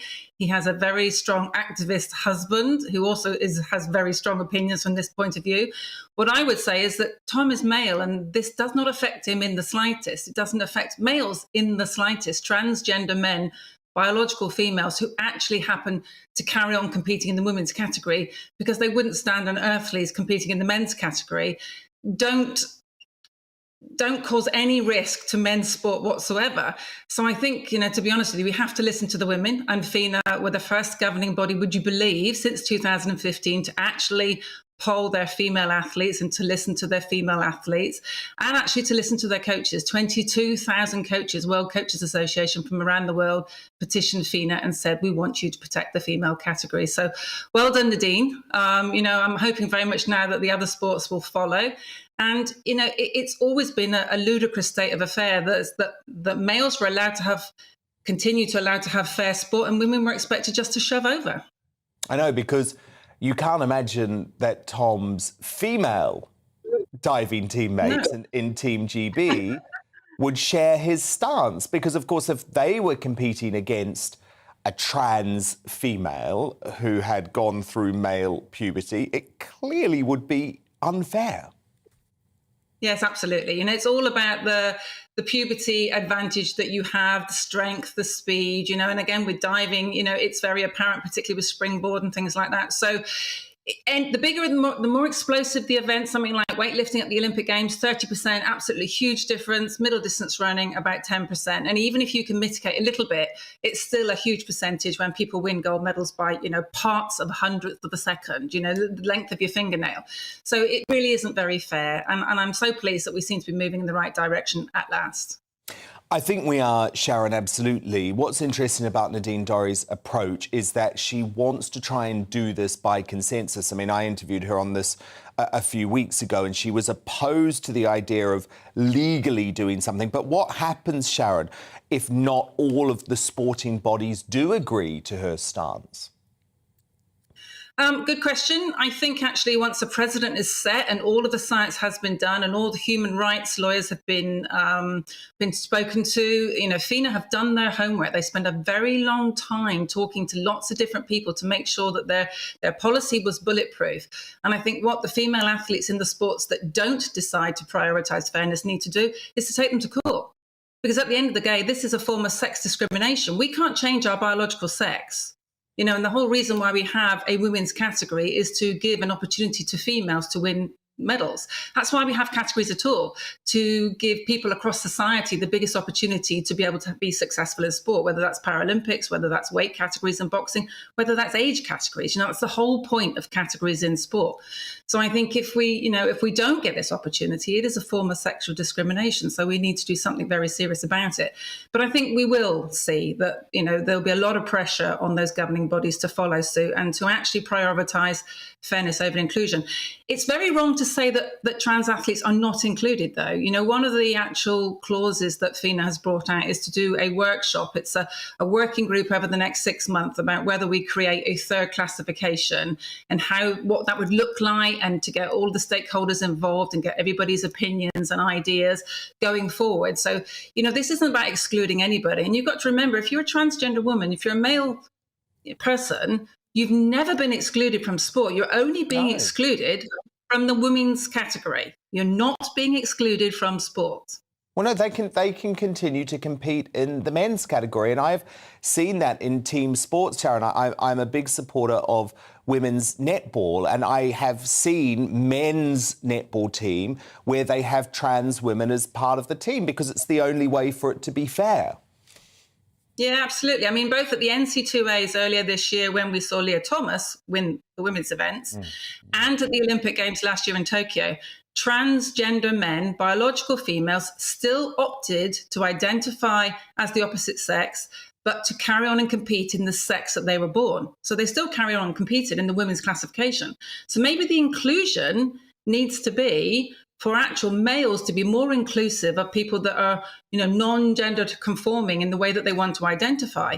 Maybe this is where the word inclusion needs to be sort of exaggerated and used properly. But no one has ever been excluded. I had a friend send me a text the other day, which really actually broke my heart. And she was talking about, at this time of year, primary schools doing sports days.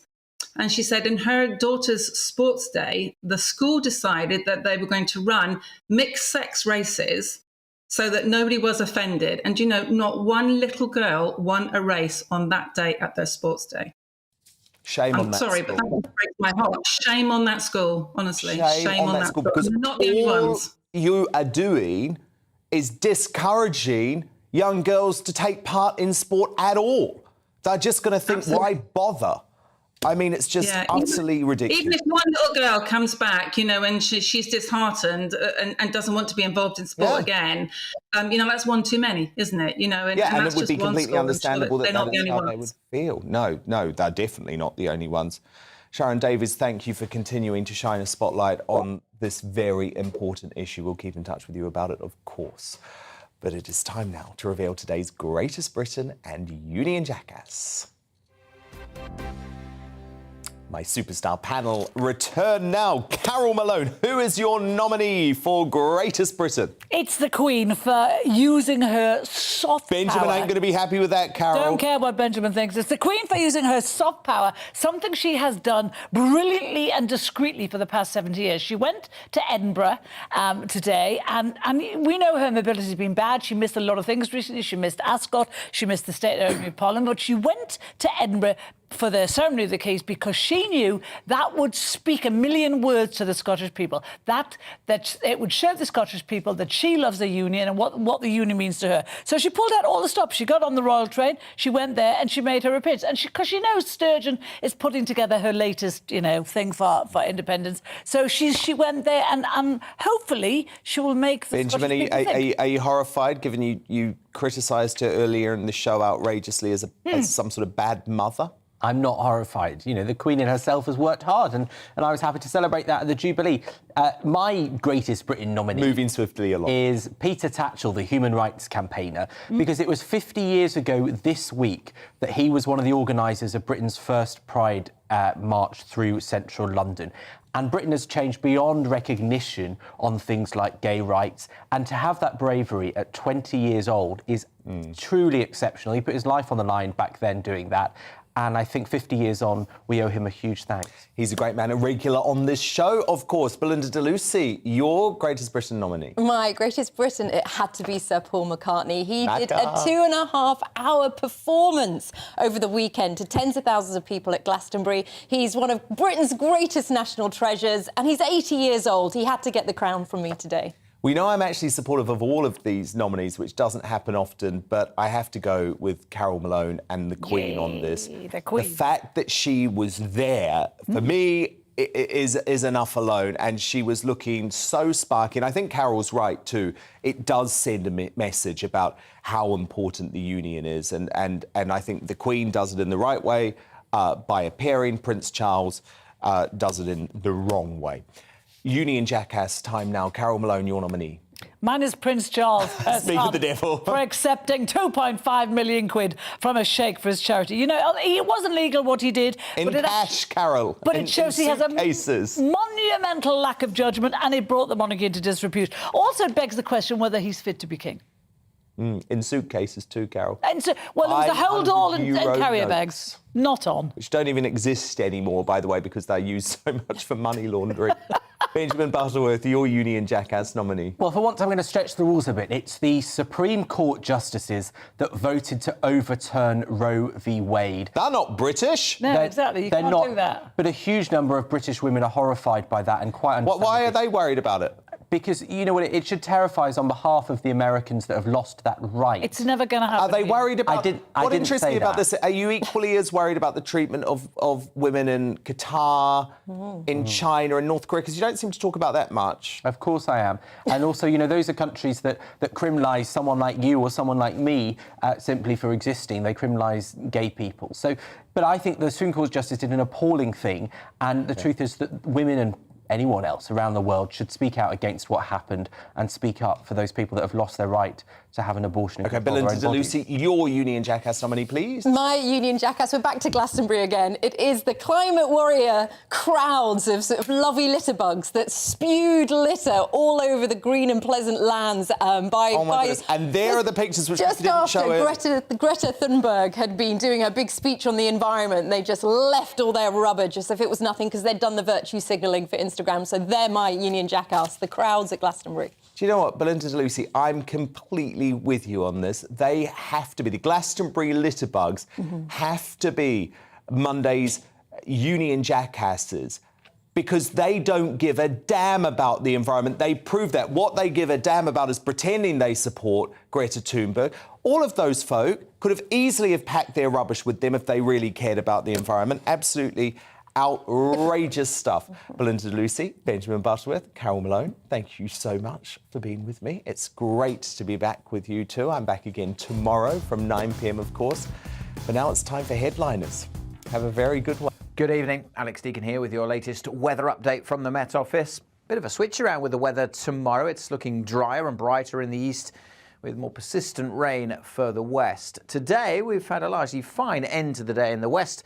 A lot of heavy showers still at the moment from this weather front further east, but this one is moving in from the Atlantic. The isobars are squeezing together, suggesting it's not just going to be wet, but increasingly windy for Northern Ireland overnight, and that rain spreading into western parts of Scotland. Otherwise, though, this evening showers fading from the east and many places becoming dry with clear spells over northeast Scotland, England and Wales. That will allow temperatures, certainly in rural spots, to dip well down into single figures. So a fresh start here, but plenty of sunshine actually to start the day over the Midlands and eastern parts of England. There will be a dull and wet start, though, for Northern Ireland, and increasingly that rain could cause some problems through the day over southwest Scotland. So we do have a Met Office yellow warning in place. May turn a little drier by the afternoon for Northern Ireland, but still some heavy showers here, and the rain will steadily spread into western parts of Wales and southwest England. But many central and eastern areas dry and fine. Pleasant day over eastern England, quite warm temperatures, 22, 23 degrees, much cooler with the wet and windy weather further west. That rain band will spread eastwards, kind of breaking up as it does so. So the rain a little more sporadic, but certainly turning a bit soggy over the Midlands, much of northern England as we head into Wednesday. And then we're left with a line of thicker cloud down across England, bringing some outbreaks of rain on Wednesday. That rain could turn quite heavy, particularly by the afternoon, breaking out into thunderstorms potentially over northeast England. The risk of heavy showers in the southwest as well. Again, possibility of thundery showers. Either side, though, some drier and brighter weather. Certainly a brighter day in western Scotland on Wednesday compared to Tuesday. And temperatures mid to high teens, but again quite warm in the southeast. Low pressure bringing more showers on Thursday.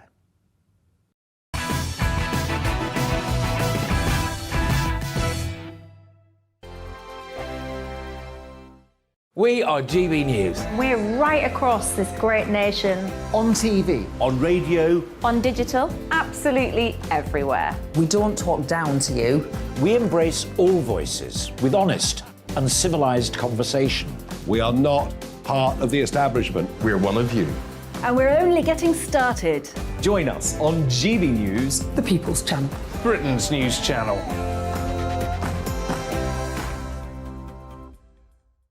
Hi there, it's Stephen and Anne. At breakfast from 6 a.m, you'll always be caught up with everything you need